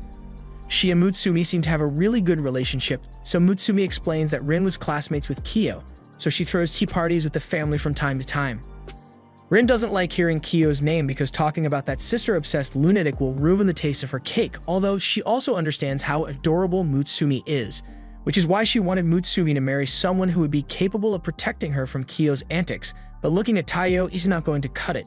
She heard from Sui that Taiyou was a shitty spy, but Sui corrects her and explains that all he said was that Taiyou was really bad at anything spy-related, which is pretty much the same thing. Mutsumi stands up for her husband and says he's got just as much willpower as Kiyo, so Rin accepts it as fact, but before they can carry on with the discussion, they are interrupted once Kiyo breaks into the base.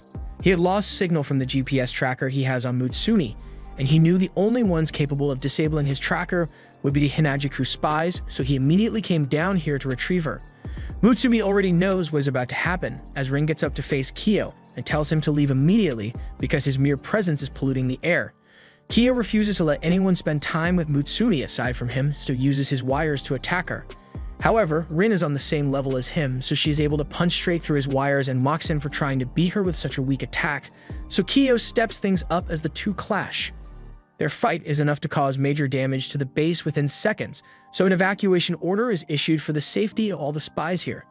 This is exactly what Mutsumi didn't want to happen, but everything Kiyo and Rin are near each other, they always end up fighting. Sui attempts to stop the two of them, but he's way too weak to even get close to them. Mutsumi gets between Rin and Kiyo and tells them to stop, but while they would both listen to her, they were too deep into the attack animation to cancel, so Mutsumi is in serious danger right now. Fortunately, Taiyou manages to pull her head down before she gets her jaw caved in, but he wasn't able to save himself though. He gets knocked out and Mutsumi is furious, so she threatens to never speak to either Rin or Kiyo ever again if they continue causing trouble like this. At the thought of losing Mutsumi, Kiyo goes unconscious and Rin begins pleading for forgiveness. But on a side note, she has to admit that Taiyou is a lot tougher than she thought he would be since he was able to survive a direct hit from both her and Kiyo. Her opinion of him has improved, so she asks to discuss something with him when he regains feeling in his face. She wants Taiyou to go undercover to spy on a politician. He has provided free education, normalized pensions, and reduced consumer tax, so the people absolutely love him. But Rin says a lot of his achievements were built upon a lot of bloodshed. He has 3 of the most dangerous spies in the world, red, blue, and yellow. All as his right-hand men who help him with his bribery, assassinations, and every other illegal trick possible to gain public favor. And with the next general election coming up, he's going to be planning something big. He has skillfully managed to play off all his other crimes as coincidences up till now, but they recently found one of his miniature bombs in an unrelated case the other day, and though it may be small, it is still enough to kill a person up close. There are hundreds of these things at large, but even the bomb smuggler that they arrested doesn't know anything about what they'll be used for. The only clue they have is a video of the buyer in a wig and sunglasses, which looks exactly like the politician in question, but there's not enough evidence to get him arrested yet. So they need Taiyou to get close to him so they can get the evidence they need before people end up getting hurt. Taiyou asks why they are trusting him with this mission. So Rin explains that Kuroyuri is originally from Japan, so he is aware of the existence of the Hinajuku spy organization and has his guard up, which is why they need Taiyou to disguise himself as a girl to get in. Taiyou understands the assignment, but he doesn't understand why he needs to be dressed as a girl for it. So Rin shows him a job poster Kuroyuri put out for a girl with black hair, and that's exactly what they need Taiyou to look like. But before they get the mission started, Rin reminds Taiyou that the fate of hundreds of lives rest in his hands, so he had better not screw up. Taiyou successfully gets hired, and at the next rally, he is introduced by Kuroyuri to his fans under the name Yoko Asada, but Taiyou really just wants to go home. A moment later, some people who are opposed to Kuroyuri's policies arrive, and they claim that everything he has done has only widened the gap between the rich and the poor, so a riot breaks out due to the protest. In all the commotion, a speaker nearly falls on a man, but before he can be injured, Kuroyuri runs out in front of him and takes the hit instead. He apologizes if they may have thought he had ulterior motives, but he says he really only holds the purest of intentions at heart. Even if they are against him, they still represent the voice of the people, so Kuroyuri is willing to listen to their grievances peacefully, so the protesters now suddenly don't hate him anymore. And everyone clapped. Kuroyuri is taken away in an ambulance for his injuries, so he tells Taiyou to head back to the office without him. In the ambulance, though, it is revealed that he isn't hurt at all. The whole thing was just part of his plot to get the public to approve of him more, and it absolutely worked as intended.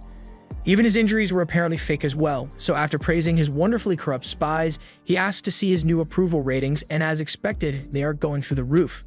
But while he is celebrating, we see that Taiyou was hiding here all along, so he now has confirmation that Kuroyuri is as evil as can be, and there's no way he is going to let him get away with it. But even with that said, it was almost impossible for Taiyou to find anything related to their crimes.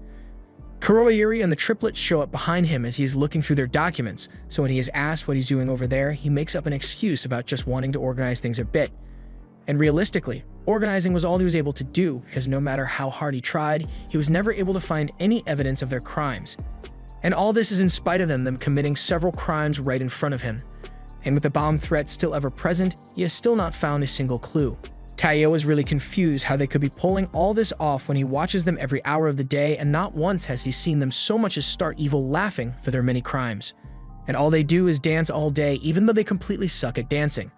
However, after taking a closer look, Taiyou realizes that their ridiculous moves aren't entirely because they are terrible dancers, but rather, they are using it to disguise a code they use to communicate with one another. Once he picks up on what their code is able to figure out that they are talking about how they just caused the downfall of an opposing organization. The next day, while a lot of important people are gathered in an auditorium, the plan Kuroyuri had was to use the bombs here because a lot of the people whom he couldn't use his dirty tricks on are gathered in one place, so he plans to get rid of them all today by planting the bombs under the stage.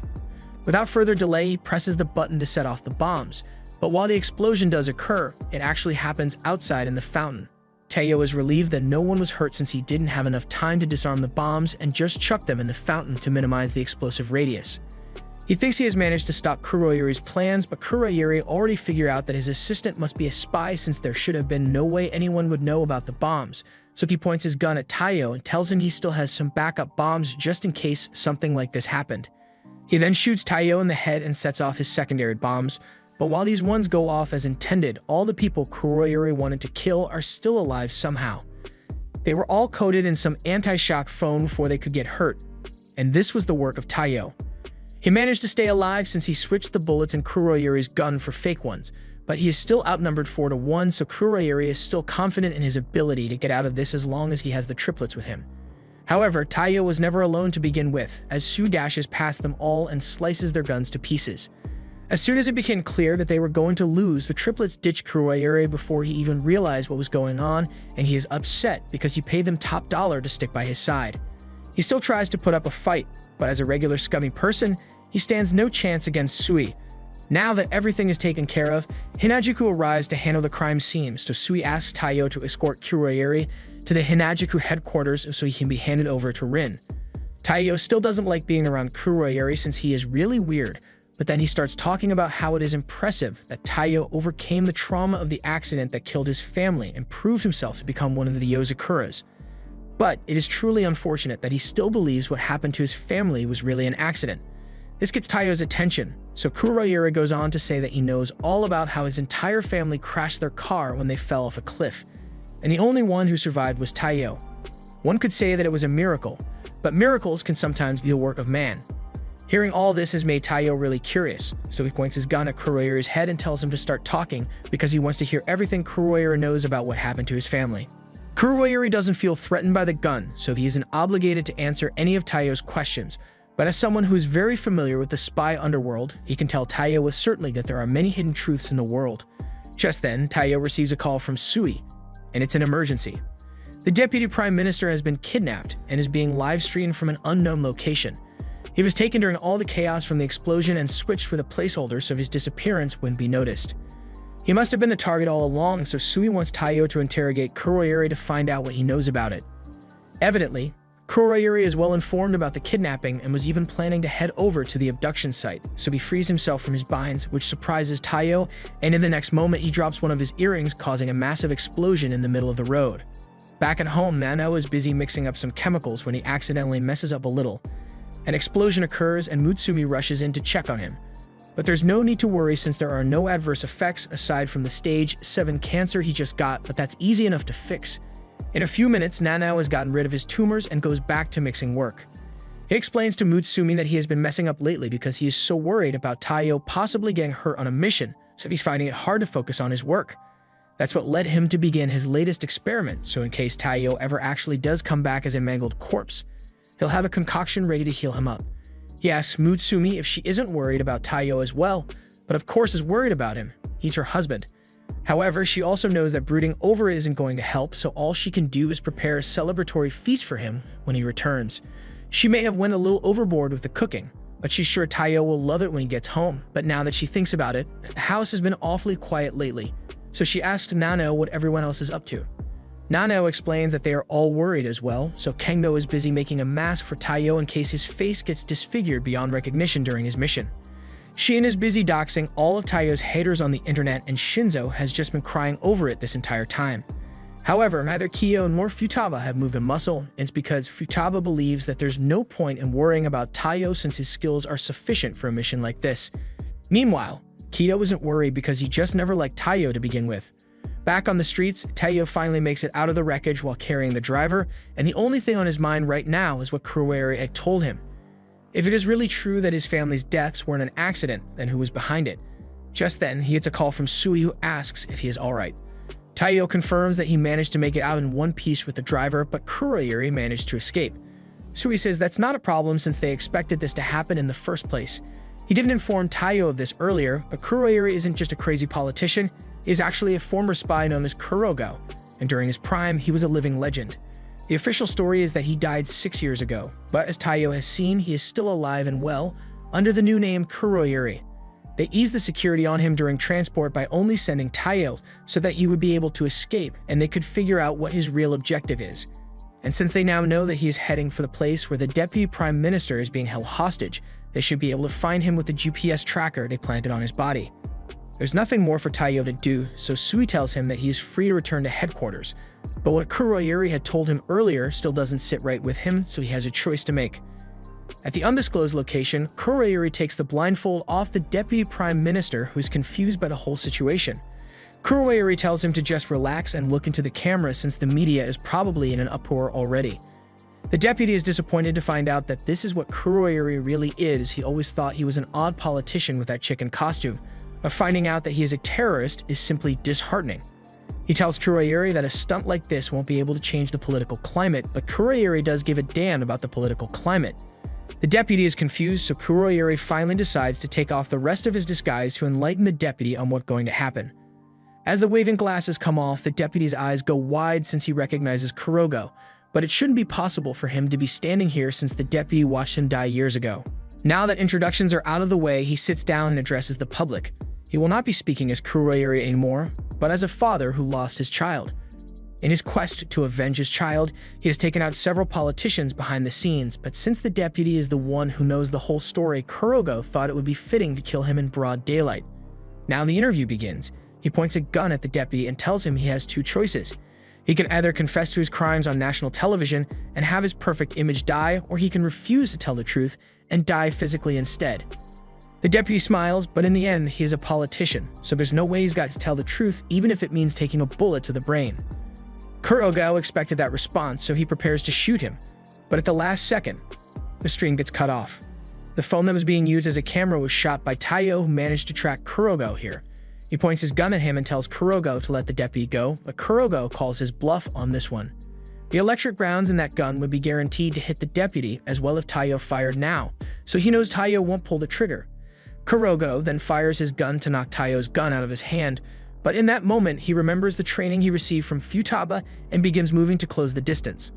Once he is close enough, he grabs Kurogo, but Kurogo recognizes the Yozakura Jujutsu technique and knows exactly how to counter it. He also knows about the special steel and carbon fire wires that the Yozakura family uses, so he takes Taiyou's wires for himself. Taiyou is confused about how Kurogo could possibly know how to use and counter the Yozakura family's secret techniques, so Kurogo explains that it is natural for him to be well-versed in gathering information since he is a spy, but as the only thing a spy can do is gather information, then they are just second-rate at best, so the truly skilled spies know how to fully exploit that information. Taiyou asks why a spy like Kurogo would become a politician just to deceive the people, but as he stated earlier, Kurogo has no interest in politics whatsoever. The only reason he went through all this effort is to get his revenge. Thanks to his ability to gather and exploit information, Kurogo was a valued spy in the world of politics, and on one day in particular, he had just finished one of his missions and was instructed to lay low until he is given his next directive, so he headed home to his daughter to surprise her for her birthday. At first, his daughter called Kurogo a weirdo for putting on a chicken costume, but she was just messing with him since she knew he did it to make her happy. Kurogo was always busy on his business trips, so she appreciates him taking the time to come home for her birthday party, and she seems excited to spend the day with him.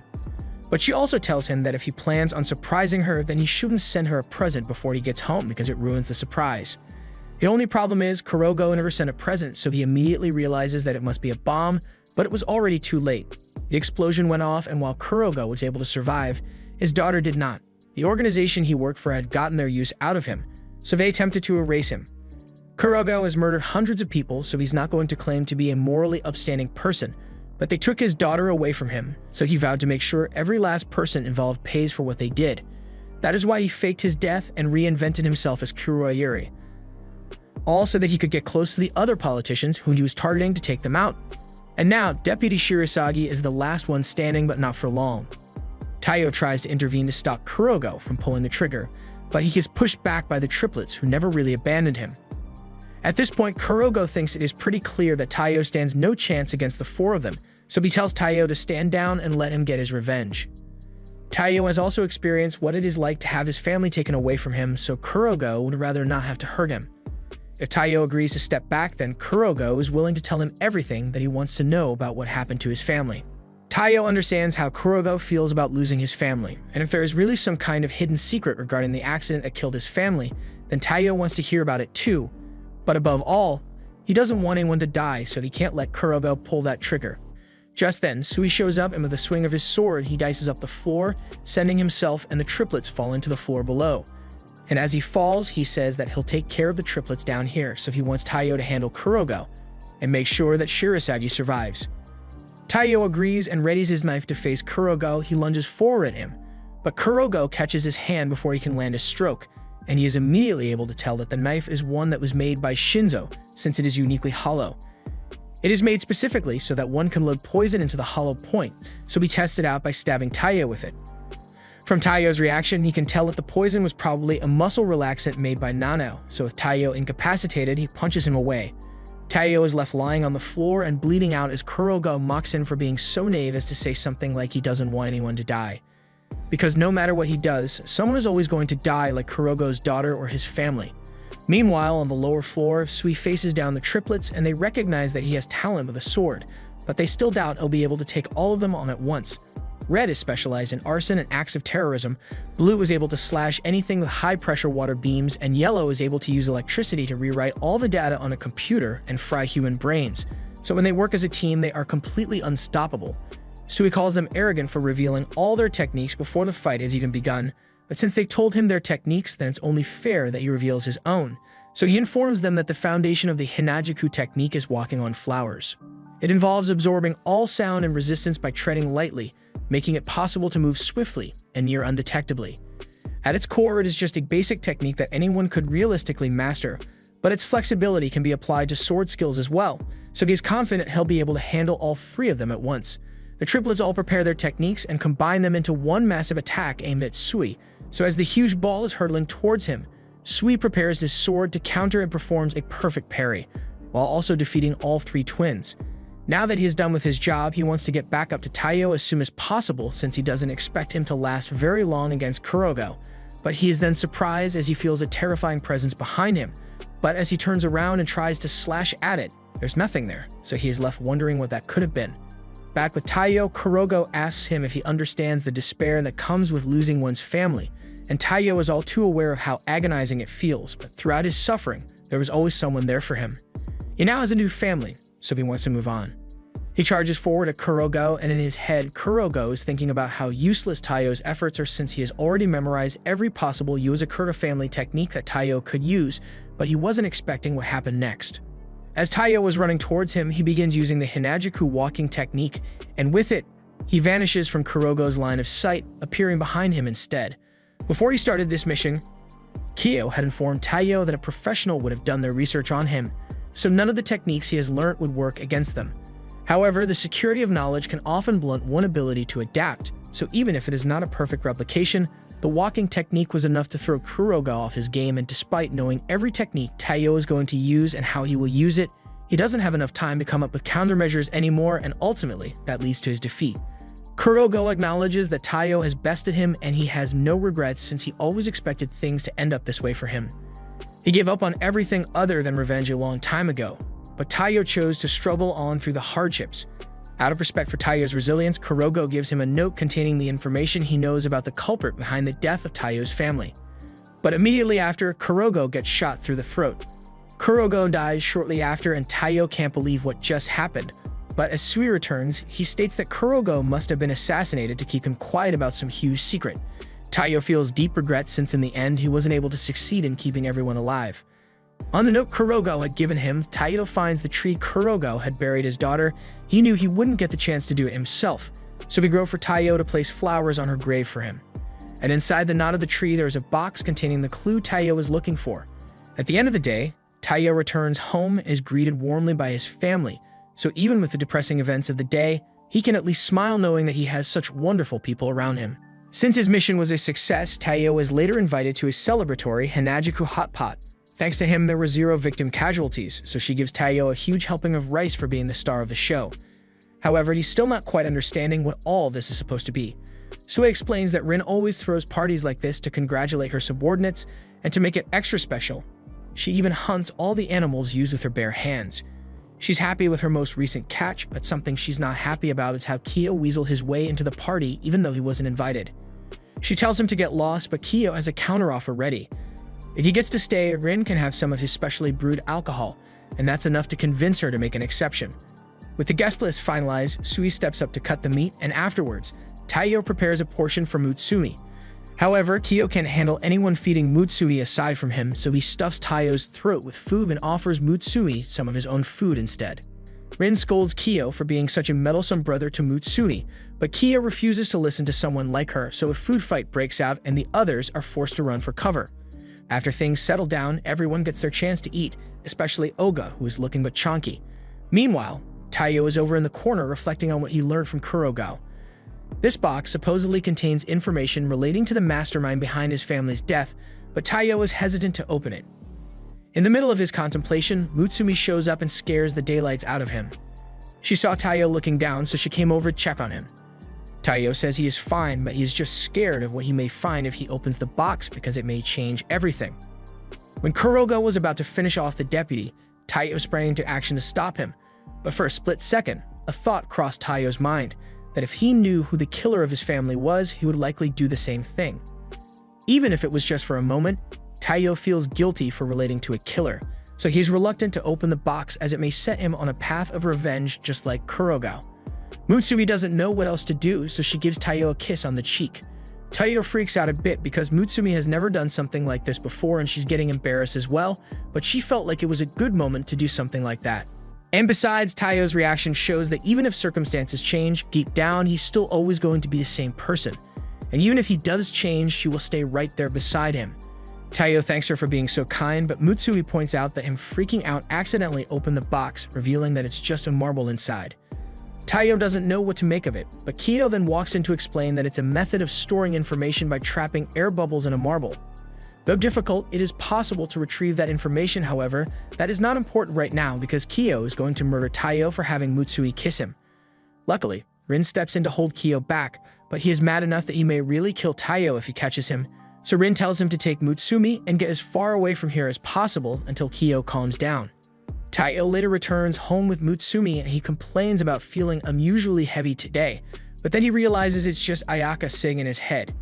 He tells her to get off him, and it's already weird enough that she's here to begin with, that she's also wearing a maid outfit.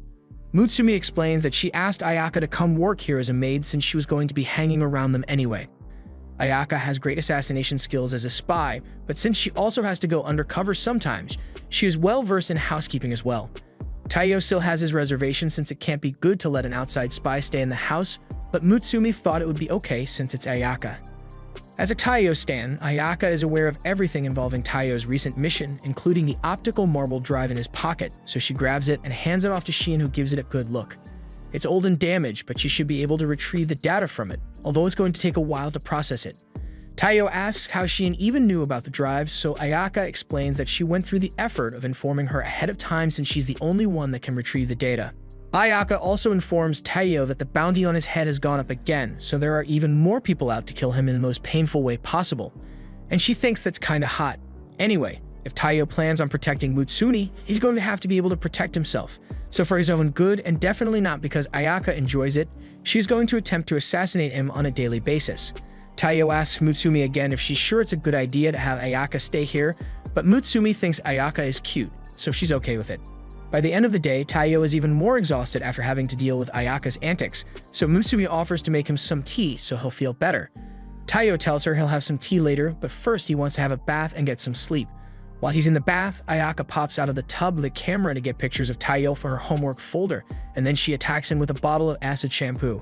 However, as she was squirting at Taiyou, she accidentally sets off one of the house traps, so the bath water becomes electrified and she is shocked in place.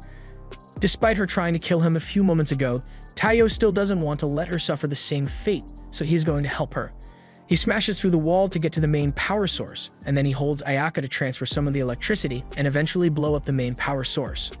They both manage to get out of there, and while Taiyou is on top of her, he tells Ayaka that he doesn't mind the training, but she shouldn't do reckless things like that anymore.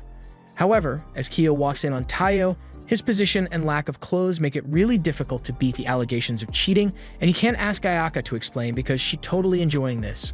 Kyo threatens Taiyou with a medieval torture device, so he is forced to run away butt naked, while Ayaka also follows behind in hopes of continuing where they left off. And despite seeing all this, Mutsumi just thinks it's normal. A while later, Taiyou is about to go on his next mission when Mutsumi reminds him that he forgot his phone. Also, there seems to be someone called Kaoru calling him, but Taiyou immediately snatched the phone and says it was no one important. After he leaves, Ayaka walks up behind Mutsumi and tells her that Taiyou is probably cheating on her. Mutsumi trusts Taiyou, so she says he's probably just busy with spy work, but Ayaka is convinced that he must be cheating. He always showers after he gets home. He turns off his GPS so that Ayaka can't track him, and he keeps slipping away for unknown reasons even when Ayaka tries following him. Later in the day, Mutsumi is out in the park with Taiyou, and even though Taiyou is exhausted from all the work he has been doing lately, she is glad to spend some quality time with him like this. They are on a walk because Mutsumi is the one in charge of walking Goliath, and the reason it's her job is because Goliath won't allow anyone other than her to walk him. Goliath is a special breed wolf dog that was produced through repeated genetic fuckery, so he is able to grow larger at will, has an insanely durable body, and has a really long lifespan. In fact, according to what she's been told, Goliath has been serving the Yozakura family since Mutsumi's great-great-grandmother was still alive. He's even strong enough for her to ride on, but when Mutsumi tells Taiyou to get on as well, he gets swatted off because Goliath refuses to have any rum other than Mutsumi's on his back. Since Goliath isn't allowing Taiyou to ride him, Mutsumi suggests Taiyou can just hold on to the leash and follow along. But follow along is a loose term since Taiyou gets dragged around faster than a bullet train, up a building, and across a lake. By the time the walk is over, Taiyou isn't looking so good, and while he's recovering, some kids walk up to Goliath since they've never seen such a huge dog before. It all seems perfectly harmless, but as Mutsumi walks over to talk to the kids, we then see a sinister clown targeting her, and he apparently rigged the kids' balloons with explosives just to get to her. Mutsumi grabs the kids to protect them, and while Goliath tried to protect her as well, Taiyou was the one who really shielded everyone from the blast. Taiyou is just glad that everyone's okay, but for someone to hurt her Taiyou like this, Mutsumi is going to get revenge back in blood. She orders Goliath to track down the culprit, and from a few pieces of the explosive, Goliath is able to track down the exact location of the clown instantly, so he leaps into action. In the meantime, Mutsumi can use the bomb fragments to track the transmission signal using Shin's system, and in doing so, she gets a direct line of contact with the clown that attempted to assassinate her. The clown is honestly surprised that Mutsumi is still alive, but from the crude bombing attempts as well as the flawed plan that got bystanders involved, Mutsumi can tell that the clown must be a third-rate assassin at best. Mutsumi may not have any powers of her own, but it is foolish to think that makes her an easy target since she has reliable people around her, like Goliath who has just found the clown. After Goliath was done mangling the clown, he returned to the park and took a nap beside Mutsumi while she tended to Taiyou's wounds. Taiyou says he's fine, but then his phone starts ringing, so Taiyou says he needs to get back to the house quickly. Mutsumi understands that he's got private business to attend to, so she asks Goliath to take them both home. Goliath then grabs Taiyou and throws him and Mutsumi onto his back. Taiyou asks if Goliath is really okay with letting him ride, but after Taiyou took an explosion from Mutsumi, Goliath approves of him a little more than before. They eventually get home and Taiyou is glad he made it just in time, but then Ayaka attacks him out of nowhere and accuses him of cheating. Taiyou tries to explain that it's not what she thinks, but Ayaka found proof of him meeting with another girl. And with the evidence stacked against him, Kyo intends to punish him with another medieval torture device. However, as before Taiyou is maimed, the girl from the picture interrupts and introduces herself as Momiji, a member of Hinanchiku. She's here to deliver a package for Taiyou, but Taiyou had asked her to meet him in secret for the handover so that no one would know. That was the initial arrangement, but her grandpa Kaoru told her that it may be better to let everyone know about it to avoid misunderstandings like this. Mutsumi remembers Taiyou receiving calls from someone called Kaoru, and it was the old man who Taiyou had contacted to help him acquire this, a container of Kyo's favorite tea leaves. Taiyou had remembered Mutsumi talking about how they were out of Kyo's tea leaves, but dark sweet is notoriously hard to make due to its exotic ingredients. So Taiyou went through a lot of trouble to gather its ingredients secretly so he can replenish Kyo's stock as thanks for all the help he's given. The reason he didn't tell Mutsumi was because Kyo was bound to find out if she knew, so Taiyou apologizes for making her worry for nothing. Kyo can't believe that despite everything he has done to Taiyou, he still went this far to do something nice for him, so he feels really bad about how he treated him. Everyone sits down to enjoy some of the tea, and Ayaka wants to apologize to Taiyou for doubting his intentions. On the other hand, even though Kyo feels bad about mistreating Taiyou, he still refuses to apologize to him, so Mutsumi tells Goliath to sit on him until he gives Taiyou an apology. A few days later, Taiyou is training with Futaba by having baseballs shot at his face repeatedly. She used to use this to train with Shinzo back when they were younger, so it brings back a bunch of good memories for her. However, she's the only one having fun since Taiyou can't take this anymore and ends up getting a baseball to the face. Due to this, Futaba takes Taiyou inside for a short break before they continue with their training, but once they enter, they find Mutsumi sitting at a table, so they ask what she's doing. Mutsumi tells them that she found an old photo album, so she's taking a look at all the pictures of them when they were younger. Taiyou points to a picture and asks what it's for, so Mutsumi explains that it was taken when Nano first got his spy license. They have a tradition of taking a picture of the whole family every time one of them got their license, and Taiyou thinks that's wonderful, but there's just one problem. He had no idea spy licenses were even a thing. Futaba explains that a spy license is a membership card issued by the Spy Association, but Taiyou has never heard of the Spy Association either, so Futaba further explains that it's an organization that was founded to provide mutual aid to spies all around the world. You can get a license issued to you by them if you pass the exam that they hold once a year, and it comes with various different benefits like spy pension and intel access. The first test will get you a bronze card, but if you take the promotion exam, you can move up to silver and eventually gold. Futaba always expected him to take the test, but she was going to leave it for a little further down in his training. However, since he's feeling so motivated, she's fine with him taking the test now. Just then, Kyo pops up from behind her and says he has no issue with Taiyou taking the exam either, but everyone in the family has passed it on their first try, so if Taiyou fails, he would be bringing shame onto the family. Taiyou already knew Kyo was going to threaten him somehow, so he just brushes his words off. However, that just makes Kyo mad, so he chases Taiyou into the next room. While Taiyou is being choked out by Kyo, Mutsumi and Futaba hear a scream coming from Shin's room, so they go to check it out. In Shin's room, they find Ayaka desperately apologizing for something accidentally touching the cables to Shin's computer while cleaning, but Shin says it's fine since it only caused a minor glitch in her code. And the glitch in question looks a lot like a ghost, so Taiyou wonders how something like that even happened in the first place. He was a little frightened by it, but not as much as Futaba, who is now whiter than usual. The others explain that Futaba is absolutely terrified of ghosts, but Taiyou finds it hard to believe since she is so strong. Things like zombies or monsters can always be defeated with brute force, but when it comes to ghosts, there's nothing for her to punch, so she's totally powerless against them. And that terrifies her. She even ended up destroying a haunted house out of fear one time, but she always goes back to normal after a day, so they just need to watch over her until then. However, in this state, even a stiff breeze is enough to scare her senseless. But aside from Futaba's fear, Shin does find it weird that she has been hearing noises more often around the house even when no one's at home. And Goliath has been getting worked up even when it seems like nothing is there. So she jokes that there may actually be a ghost haunting the Yozakura house, but her joke is just making Futaba even more scared. As the day goes on, everyone is going to have to pitch in to look after Futaba, but this isn't the first time this has happened, so they already know what to do. Things were going pretty well with how they were keeping Futaba calm, until Kengo decides to prank her with a tiki mask for fun. After that, Futaba was glued to Mutsumi for the rest of the day, and she hasn't been able to relax at all. So even though it is bedtime, she is still wide-eyed and awake. Mutsumi tries to calm her down by saying Taiyou will stand guard over them for the night, but then strange sounds start coming from the ceiling, so even Taiyou is starting to wonder if there might be a ghost here. To distract Futaba from the weird sounds, Mutsumi pulls out a thick, heavy book so she can read it to her. She used to read this book to put herself to sleep, so whenever she starts reading, she almost always falls asleep immediately, so she asks Taiyou to take over for her if she falls asleep while reading. Mutsumi begins reading, but as soon as she says the introduction, she blacks out and falls asleep. Futaba starts freaking out over losing Mutsumi, so Taiyou takes over reading the book, and by the time he is done with it, she has snapped out of her scared fit and apologizes to him for acting so pathetic earlier. That book is a favorite of hers since her mother used to read it to her when she was little. Back then, she wasn't afraid of anything, but after her mother passed away, the reality hit her that there are some things that you can't handle, no matter how strong you are. No amount of training will allow her to punch impervious forces like death, so when she thinks that she might lose the people she cares about to something like that, she gets deathly scared. She thinks of herself as a failure of an elder sister since she is just sitting there and feeling powerless to protect anyone, but rather than expose her real fears, she would much rather say she is scared of ghosts so everyone can joke about it. Maybe it's because Taiyou is her brother-in-law that she's okay with talking to him about her feelings, so she thanks him for listening.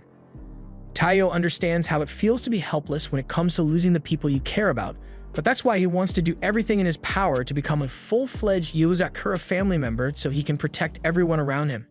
Hearing Taiyou talk made Futaba feel a lot better, so she tells him he doesn't need to watch her sleep anymore so he can go to bed, and before he leaves, she wishes him good luck on his spy license exam tomorrow. The next day, the exam begins, and the candidates are running down the halls with ankle weights attached to them. Mutsumi is in the break room cheering Taiyou on, and through force of will, Taiyou pushes himself to run until he finally gets to first place. After the race, Taiyou begins stuffing his face with food so he can get his energy back up for the second round of testing. But one of the other contestants heard about the bounty on Taiyou's head, so he attempts to assassinate Taiyou for the money. However, another spy named Hashifuru appears and saves Taiyou by blowing the attacker away.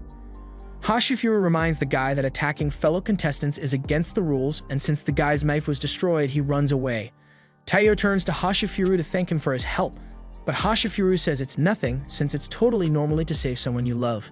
Taiyou is suddenly really terrified of Hashifuru, so he tells Mutsumi to stand back, but Mutsumi seems to recognize him. He is famous for being an unrelenting playboy in the spy world, and regardless of age or gender, he will try to make a move on anything that has a pulse. Mutsumi asks him to kindly refrain from trying to raise up her husband, but to someone like him, marriage just makes the flirting more exciting for him. He's yet another person who's in love with Taiyou, and he's been following him for a long time now, so he even has a little doll made out of little pieces of Taiyou's hair and clothes. Just then, the speakers announce that the test will be resuming shortly, so everyone must head to the testing site, and Taiyou gets dragged off by Hashifuru. The next test involves trying to escape from this trap, and through some lockpicking, Taiyou was able to get out successfully, but Hashifuru did it faster than him and is still flirting. The next thing to be tested is the candidate's hiding skills, so Taiyou needs to stay hidden from all the muscly men with hammers. He gets spotted and now needs to run from them, and as he is running, he gets pulled to safety by Hashifuru in his zesty manner. But Taiyou would rather take his chances with the hammer guys than get jackhammered by Hashifuru. After a while, the written test begins, and with this one, even a single incorrect answer is enough to get you ejected from the exam center. So Taiyou really needs to focus. However, Hashifuru is already done with the test, and he got every single answer correct, so Taiyou starts answering more furiously. After all the tests are over, Taiyou is absolutely exhausted, so Hashifuru offers to have Taiyou join him in bed later, but Taiyou refuses. Since the exam is over, the announcer thanks everyone for working hard in the exam and tells them that they can now collect their cards at the end of the hallway, but they need to hurry since this hallway will self-destruct soon. As the hallway collapses, several candidates fall out into a pool of water, but Taiyou is keeping up with the self-destructing hall. He is forced to evade all kinds of traps and missiles, but he manages to survive until it's just 4 of them left. However, the guy that tried to assassinate him earlier is still salty that he failed, so he elbows Taiyou in the face and knocks him back. That interruption was enough to send Taiyou falling to his demise, but at the last second, Hashifuru used his fan to blow Taiyou back up to safety, but he ends up falling to his own demise in the process. However, before Hashifuru could actually fall, Taiyou jumped down to save him. Hashifuru tells Taiyou to let go before the stage collapses, but Taiyou refuses since he would never give up on a friend, no matter how pervy they are. Hashifuru has seen all he needed to see, so he uses his fan to lift both himself and Taiyou back up onto the platform and tells Taiyou that he passes. He reintroduces himself, but this time he mentions that he is actually a silver-ranked spy, and he was assigned to be a proctor for this exam. Though the exam is designed to test the candidates on their spy skills, basic skills are not the only thing a good spy needs. That's the reason why proctors were assigned to test the candidates on the most important factor of all, their humanity. The spy world is full of backstabbers and betrayal, so they look for the kind of people who can be trustworthy to join their ranks. And while the other guy definitely failed in that aspect, Taiyou passed with flying colors. Taiyou was happy to receive his license, and he assumes the whole thing about Hashifuru being in love with him was just a part of his act to keep Taiyou from figuring out he was a proctor. But no, Hashifuru is actually in love with Taiyou, so Taiyou needs to make a run for it before he gets diddled. Since Taiyou passed his exam, everyone is holding a party in his honor, but Kiyo is late, so they all wonder what he could be up to at a time like this. Just then, Kiyo falls through the ceiling and he feels dumb for being so careless, but since they obviously want to know what he was doing up there, he explains that he has several hiding places from which he can spy on Mutsumi as long as he wants to. Everyone seems to be okay with this, so they go back to normal. But then Futaba notices a wind whistle that fell out of Kiyo's pocket, so she knows he was the one making all those weird noises to scare her. And as payback, she snaps every bone in Kiyo's body. After that, they hold the party for Taiyou and take his commemorative spy license picture, which now gets added to the Yozakura family records. Sometime later, we see Seiji, and he has just been informed that the old man he had in custody has escaped. He is frustrated that he didn't realize the old geezer would try to escape, and by now, he could be anywhere in the world. But in reality, he is hiding inside Taiyou's bag. As the old man steps out of the bag, which he somehow managed to squeeze himself into, he apologizes for sneaking in with Taiyou, but the house's facial recognition wouldn't work for him anymore since he has been away for so long. Anyway, he introduces himself as Taiyou's new grandpa, but Taiyou wasn't listening to most of what he said and immediately draws his gun on the old man. After a lot of shooting, the misunderstanding finally gets cleared up by Mutsumi, so Taiyou apologizes for freaking out earlier. Mutsumi doesn't blame him since anyone would have reacted the same way if a strange old man crawled out of their bag. She reintroduces Taiyou and tells him that the old man is her grandpa Ban, and Ayaka comes over to offer Ban a towel to clean himself up. The first thing Ban does after seeing Ayaka is complimenting her on how pretty she is and try to ask her out on a date, and considering Ayaka is 16. It's no wonder why he was in jail in the first place. Ban regains his composure and goes over to Taiyou to compliment him on his quick reaction time with his gun, so he approves of him as Mutsumi's husband and is glad he came all this way. He then offers Taiyou a fat stack of cash as a wedding gift from him, and Mutsumi asks if Ban really came all this way just to congratulate them on getting married. Ban says of course he did because what grandpa wouldn't want to see his newlywed grandchildren, and in fact he wanted to come here sooner, but he was held back a bit. However, now that he is here, he wants to go on a grandpa-grandson outing with Taiyou, so he grabs him and starts heading for the door, but before they can get outside, Ban is captured by Kiyo's wires. Ban is surprised Kiyo is here since he should be overseas on a mission, but he had to return after he got an emergency call from the police asking him to capture the escaped convict, Ban Yozakura. Ban complains that Kiyo is making it sound worse than it really is since he was just permanently stationed in a maximum security prison as part of an undercover mission, so he just wants to have a little fun before he goes back. However, Kiyo can't allow Ban to go outside because despite being a spy, he's a total blabbermouth, and he'd spill national secrets at a moment's notice if it would impress the ladies. For the sake of national security, Kiyo is prohibiting him from going outside, so while it was nice seeing him again, Ban's little vacation is over, so Kiyo asks him to go back to prison quietly so he doesn't have to hurt him. Ban finds it funny that Kiyo thinks he can actually stop him from going where he wants when he is the oldest and most experienced living member of the Yozakura family, so he dares Kiyo to stop him as he slips free and activates his smoke bomb to distract everyone. By the time the smoke is cleared, Ban has fled the house and he has taken Taiyou with him too. Kiyo then gets a call from Seiji, and Kiyo tells him that Ben managed to slip away from him, but he did take Taiyou with him, so he will get their location from him and send it to Seiji. And while this is going on, Goliath brings an old photo over to Mutsumi, and there seems to be something interesting about it.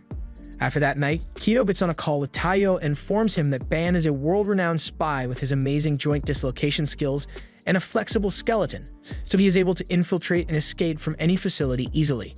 He has been able to gather a vast amount of information over the years with the skills he possesses, so there is an innumerable amount of people who would be eager to get him to spill those secrets.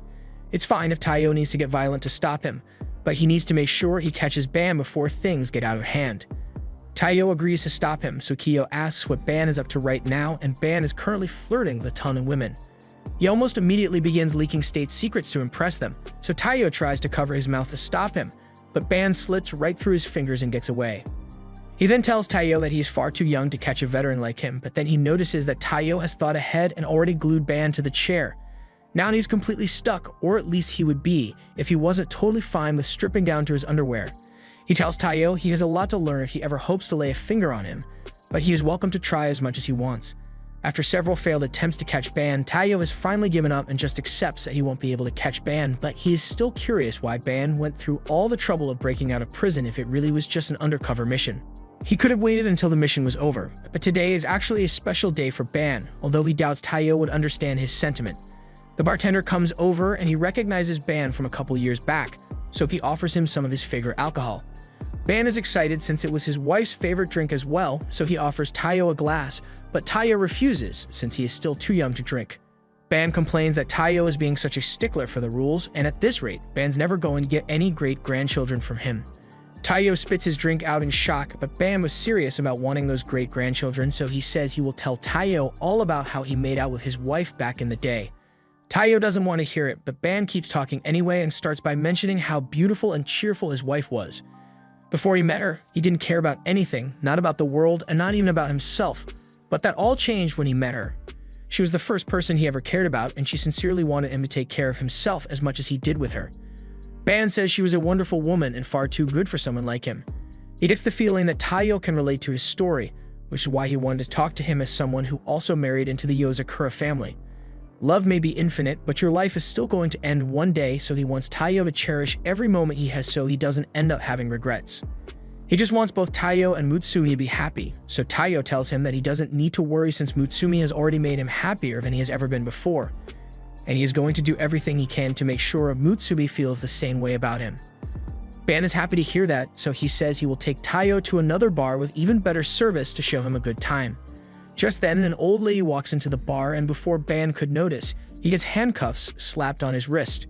The old lady tells Ban that the cuff will explode if he tries to take them off by force, so he had better be careful unless he wants to blow his wife's hand off as well. Mutsumi shows up as well and apologizes to Taiyou for taking so long to get here. She introduces the old lady as her grandma, Kiko, and Taiyou is shocked since by this point he thought Keiko was dead or something with how Ban was talking about her. Ban immediately starts hugging Keiko and asking to go on a date with her since he went through the trouble of consulting the girls here for the perfect gift for her, and he even got her favorite bottle of wine.